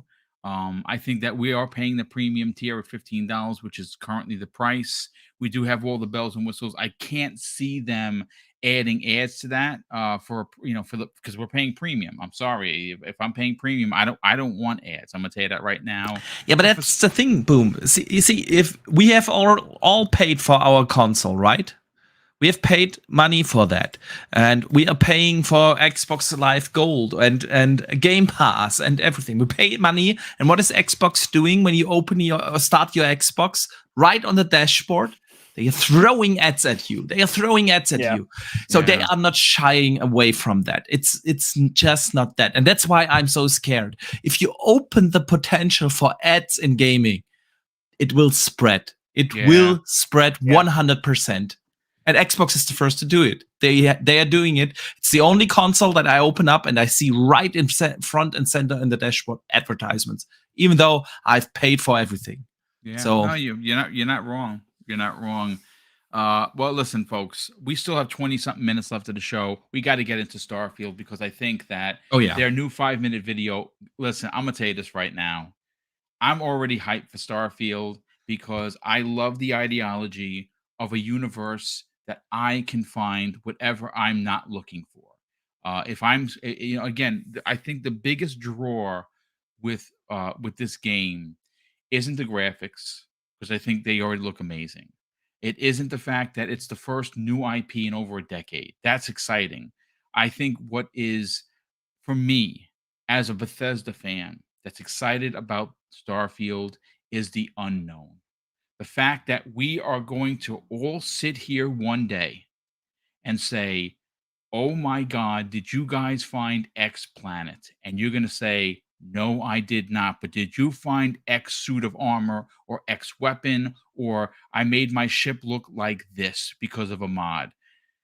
It has the potential, folks, to be the biggest gaming conversation of next year. But I think that once the modding community gets in there and you're flying a ship from Battlestar Galactica in the 70s, or you're flying the Millennium Falcon or the Slave One of Boba Fett ship, that is when we're all going to sit back in our chair and say, I cannot believe what we are actually doing in this game.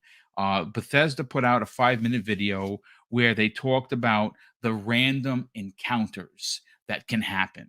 And these random encounters are going to be very similar, at least the way it was described is, you remember how Destiny had those random events where people would just swing in? Now, you're not going to be playing with other people. So just understand that those random encounters that I'm talking about are going to be potential missions, side quests that you just run into that I may never see. And I think that is incredibly exciting.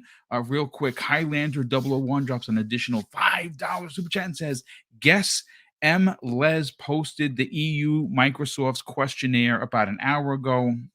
Hope Holor will be a guest soon. Wish they get it done. I didn't even see that, dude. If you follow me on Twitter, just drop that into my DM. Obviously MLes is like they're the real deal. So when something posts from them, obviously I think you could take it to the bank. I didn't even know that happened, so I'll check that out. Smokey, good friend of the program. He drops a very generous $5 super chat and says, if you've never played Witcher 3 or Elden Ring, which would you play again for the first time? Which is the one that's most deserving of your time? Look, I'm going to say this right now, folks. And if I lose subs over this, by the way, I am 506 subs away from 12K. Now, are we going to hit the 500? No.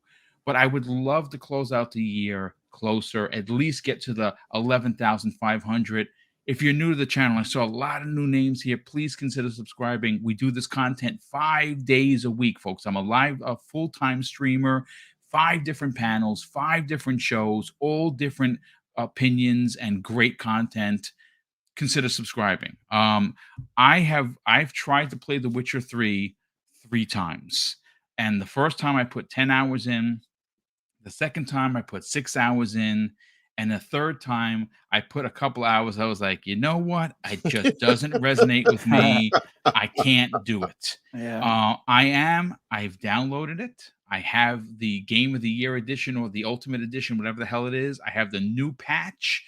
Folks, I'm going to tell you this right now. I'm going to give it the old college effort one more time because I keep hearing that this is the greatest game in the world, and I love open world games. And that's the fact. That's the fact. It is the best game ever made. It's the greatest game ever made. It's the greatest game since sliced bread. It's the greatest game in gaming and in its history since the 70s.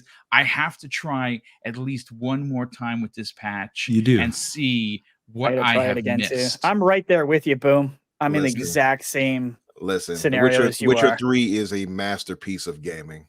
Yes, absolutely. The only thing you and Box were going to say that. Yeah, I'm sorry. I love that game so much. I love it with all my heart. But Boom, what I would say is just try to, anybody who's having trouble with it, put yourself, because a lot of people are like, oh, the combat is spectacular. You just have to know how to use it.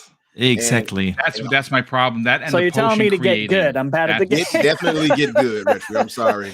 But listen, like you also have to, it's one of those games where you have to kind of pull yourself into that because it's so engrossing. Just let yourself be pulled into that world. Don't worry about, I got to go get to this game. I got to get to that game. You're going to kind of have to know life it. Once you do that and just dedicate yourself to the game, I think it'll take over, I think.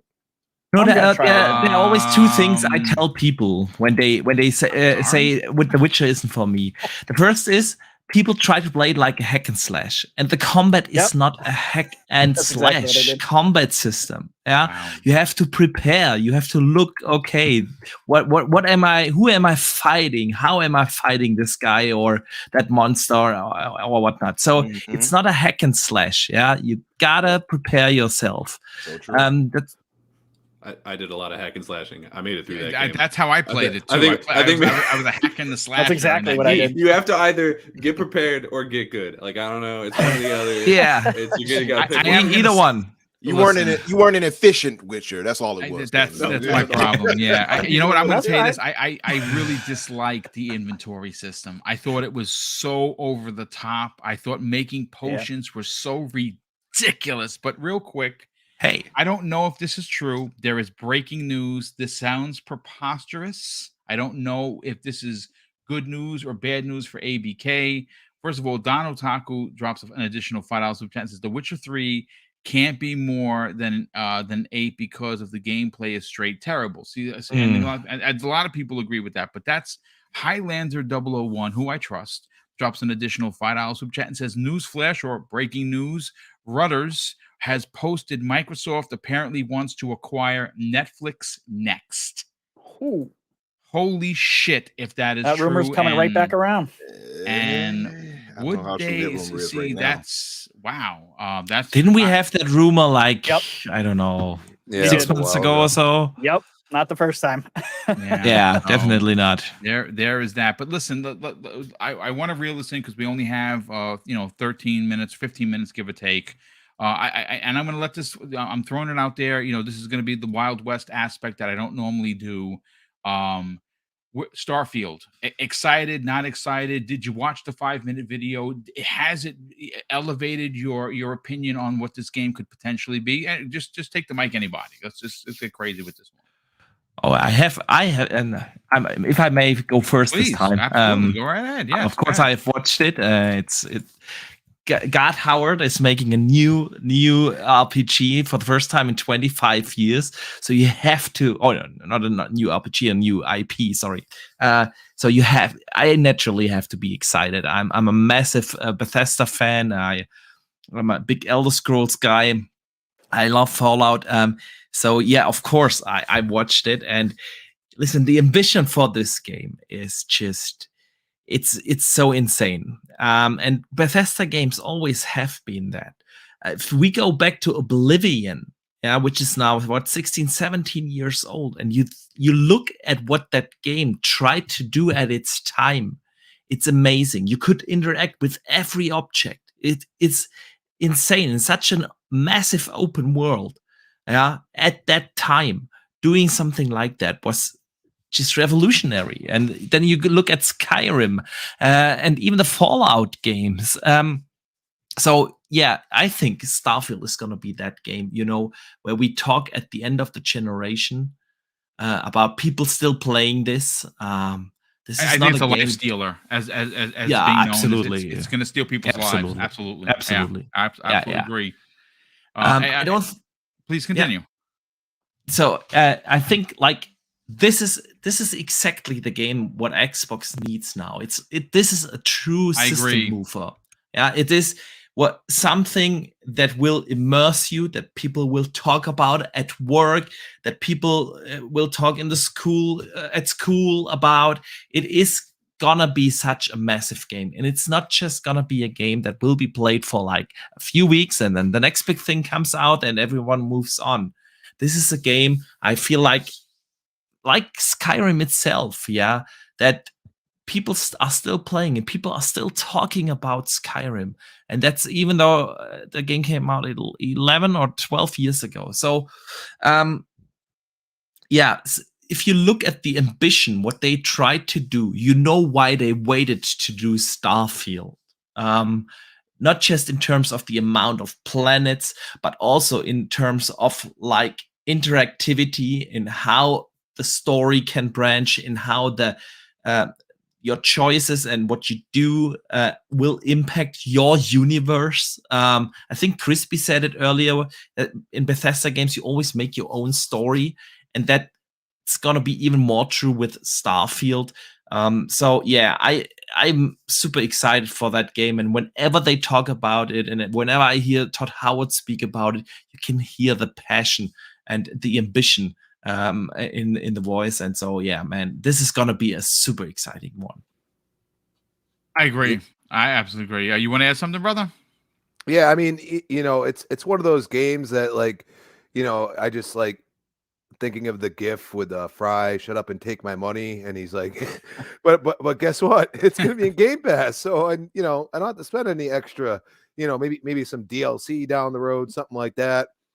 And then for the modding community, I mean, they are like salivating right now at this game and at the prospect of what they can do with it. And that's Bethesda, and they allow you to do things that many other companies won't let you. And I mean, maybe the only other one is some of the mods for GTA and stuff like that. Other than that, most gaming companies are like, no, you can't touch this. And I think it's a niche that they have that, I've seen Todd already talk about it. Some of these mods might actually be a part of a release for a DLC at some point. This is how good these guys are. They've hired several of them over the years, to help develop.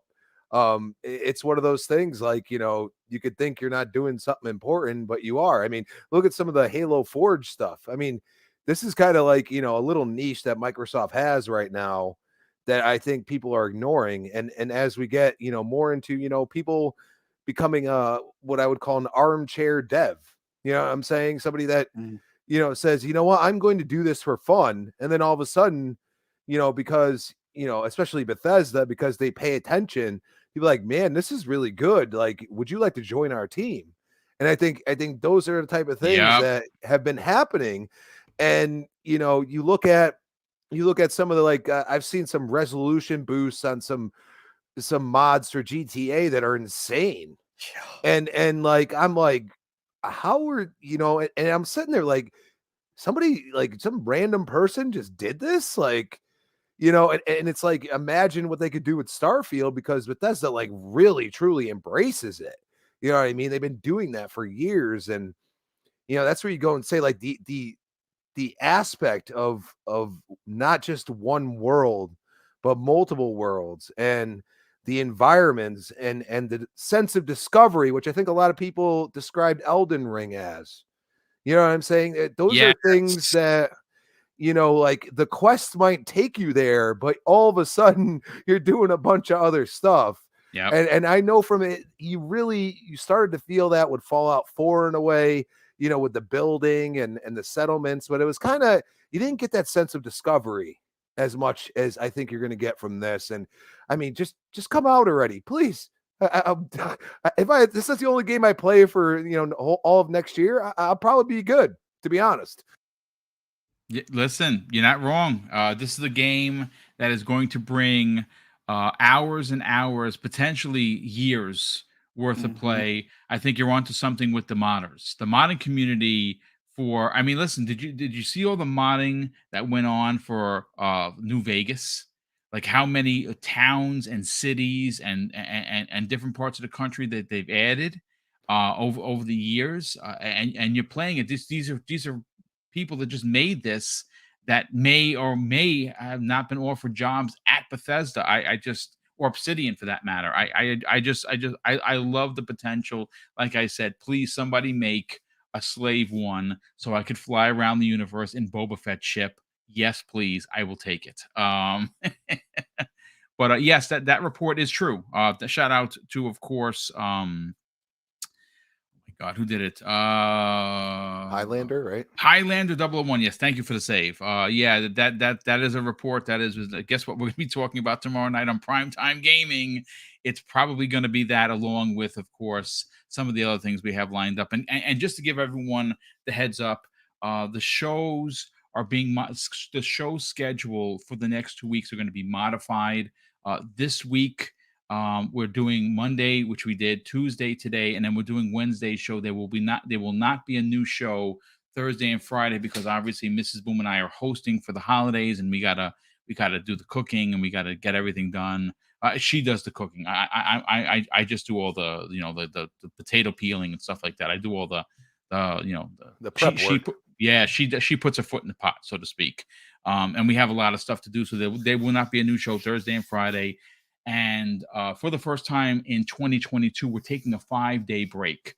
We're going to be off Thursday, Friday, Saturday, Sunday, and Monday for the holidays because we're hosting again on the 26th. And the following week, next week, we're going to do shows Tuesday, Wednesday, and Thursday.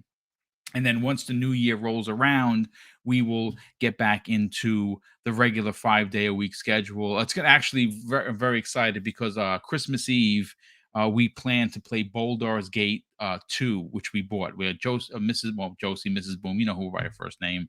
She's a huge fan of Boulder's Gate. She's a huge fan, and this is an OG title that you may or may not know, Champions of Norath. For the PlayStation 2. 1 and 2, we played those when we were dating. That's how old that is.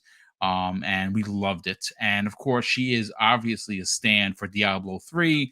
We can't wait for Diablo 4. So we're actually going to do that for Christmas Eve. We're going to try and run through the entire game in one sitting for Boulder's Gate 2. And hopefully that, we like doing stuff like that. But listen, before we get on out of here, I want to make sure I caught up on the super chats. I don't want to miss anybody. I want to thank folks. Guys, we hit 500 plus people here. That's awesome. Lots of new faces, lots of new names. If you're finding the channel for the first time, please consider subscribing. We'd greatly appreciate that. Let's get everyone out of here so you can start your day. Mrs. Boom, have a lot of stuff to do for the remainder of this particular Tuesday. We'll start first with our very special guest, Crispy Bomb. Brother, where are you going to be? Are you going to be on any of these shows this week? And more importantly, where can people reach out to you and strike up a conversation on social media? Honestly, I don't know how I'm going to feel. At Crispy Bomb on Twitter, Crispy Bomb 28, Xbox Live. I might be there tomorrow night. Depends how tomorrow goes. Boom knows all too well. Yeah. Being a butcher this time of year is not fun. So I'm going to try to make it as long as I feel up to it. I don't want to be a hamper, You always know if Crispy's kind of like down in the dumps, I'm just not going to be there. So, it depends how tomorrow goes. So primetime gaming tomorrow night, hopefully. And then next podcast, 8 p.m. Thursday.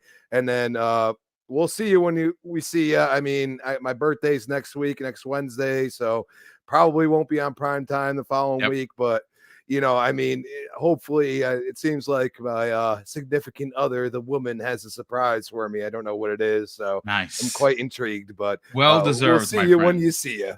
Yeah, absolutely, brother. Real quick, shout out to Rain G4 in the chat. He says, for a second, I thought Daniel was Maximilian Dude. That's awesome because he does have a very similar trait. Daniel, sell your brand, brother. Talk about the best place for the long content when it comes to YouTube. What you've been doing on with the DCU, and I got to tell you, since this James Gunn came in, and I love James Gunn, he has dug out the roots, and he said, "This garden is mine. No Henry Cavill, no Ben Affleck, no Gal Gadot. Everyone's out." Where can they check out the content that you've been putting together for your rewriting of the DCEU? And where can people reach out to you on social media? So the James Gunn thing is actually really funny because if you listen to my first video on rewriting the DCEU, he's basically doing exactly what I said he should do. Oh, there you go. So I don't know. I guess he's a fan. You watched. I don't know. And if you want to be a fan like James Gunn apparently is, you can find me on Twitter at Daniel J. McGee or on YouTube at just Daniel McGee.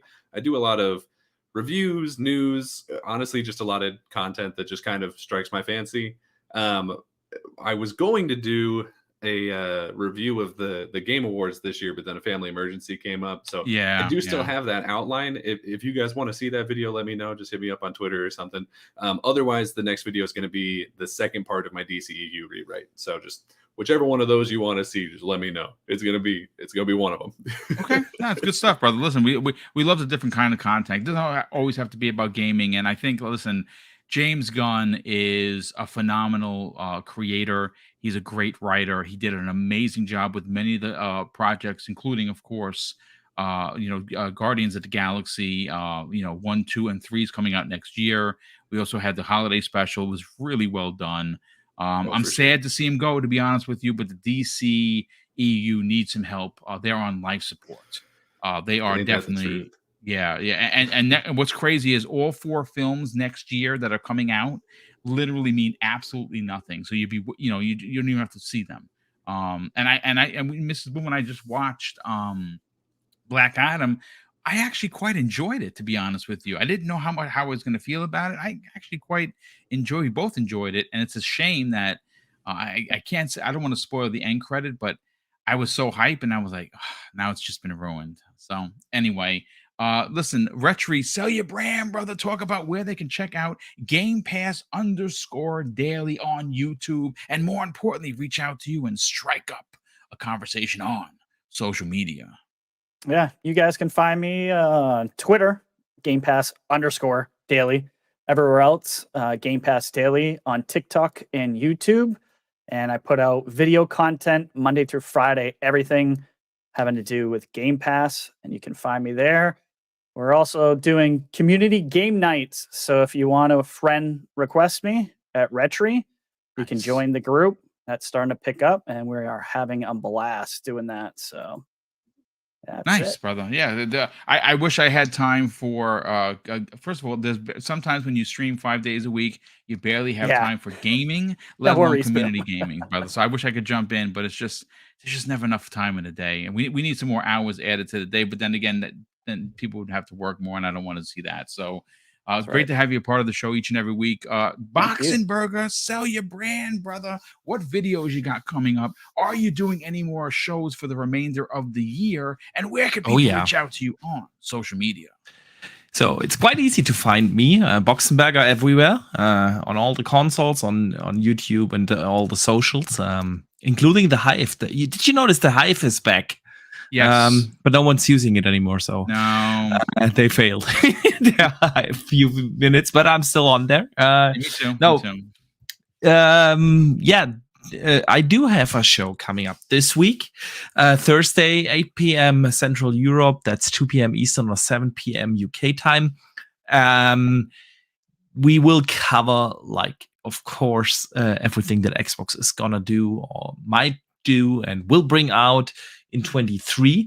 It's going to be a huge topic. And we will have a special show in between Christmas and New Year's. That Thursday, same time, 2 p.m. Eastern, 8 p.m. Central Europe or 7 p.m. UK time.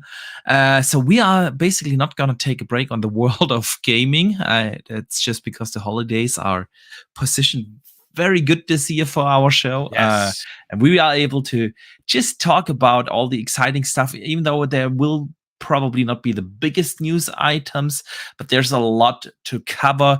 We will cover not just what Xbox brings out, we will also cover what the third-party studios will bring out, and of course the other platform holders. So it's going to be a lot of fun. We'll have a couple of special guests, and it's a lot of fun. Yeah, no, good stuff. And at the end of the day, that's what gaming's all about. And you just saw Galactus destroy me live on air. He's a real MF. Last and no way least, Umbra, sell your brand, brother. Talk about your Xbox Infinite podcast, your mates on that show, when they can check that out, and more importantly, reach out to you and potentially strike up a conversation to give you the flowers of being the best Xbox of Xbot of them all. Yes, indeed. You guys can find me on Twitter. I'm jealous, by the way. I'm just saying. Oh, I know. I know what it is, Boom. I know exactly what it's coming from. But you guys can find me on Twitter under Infinite Umbra or Umbra Infinite. You'll find me either way. And as Boom pointed out, Xbox Infinite podcast this Friday will be the last of the year for us. Myself, Risky for the Biscuit, Jedi Knight Peter, and Doom Cutie. So come through and join us. Probably maybe giving a game away myself, just for those who come through.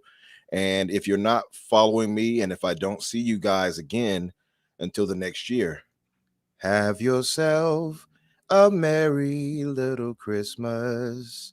And I'll see you guys next year. You know what? You need to make an album, brother, because I'm buying it. I'm saying it right now. That's good stuff. You definitely got my money. Real quick, we had Brett Brigham. Skyrim launched 11/11/11. Starfield was supposed to launch an 11-year anniversary of it. Yeah, that's absolutely true.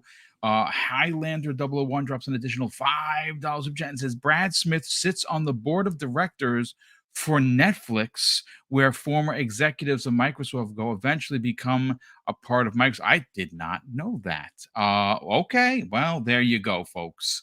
Like Microsoft trying to take over the world. I hope that doesn't hurt them with regulators, because damn, I want ABK to be done. But listen, ladies and gentlemen, thank you so much for spending 2+ hours with us. A big shout out to all the super chats that come in. Obviously, I say this every time, and we got to talk about it. It's these super chats, it's these channel memberships that allow for us to give the big giveaways. And we just had one last Friday. We gave $1,000 away in 2 hours. And folks, I do like to stand on my pedestal for that, because there's not a lot of shows that do that. Even the big ones don't give away that kind of money, and we don't do it for clicks. We don't do it for subs. It's not like be a sub the channel, you win a prize. We do it because we want to give back to the community that has done so much for us, and we feel like we've delivered this year, and that was the last big one of them all. So thank you for everyone that were part of that show. Thank you for all the super chats that have come in today and continue to come in every show that we do. We will be live tomorrow night with new panel member Hargeet China to talk about all of this Netflix talk, along with a bunch of other topics on the new episode of Primetime Gaming with Mr. Boomstick and Friends, and that's 7 p.m. Eastern Standard Time, folks. And I'm going to close out today's show with something that's important to me. Hopefully one day it'll be important to you, and that's something that my dad taught us when we were kids, and he would say, Craig, treat others how you want to be treated, and also it doesn't cost anything to be nice. You live by those rules, son. I can guarantee you're going to have an awesome day. So take care, everyone. Happy holidays, and we'll see you next week on the newest episode of the Xbox Factor Podcast.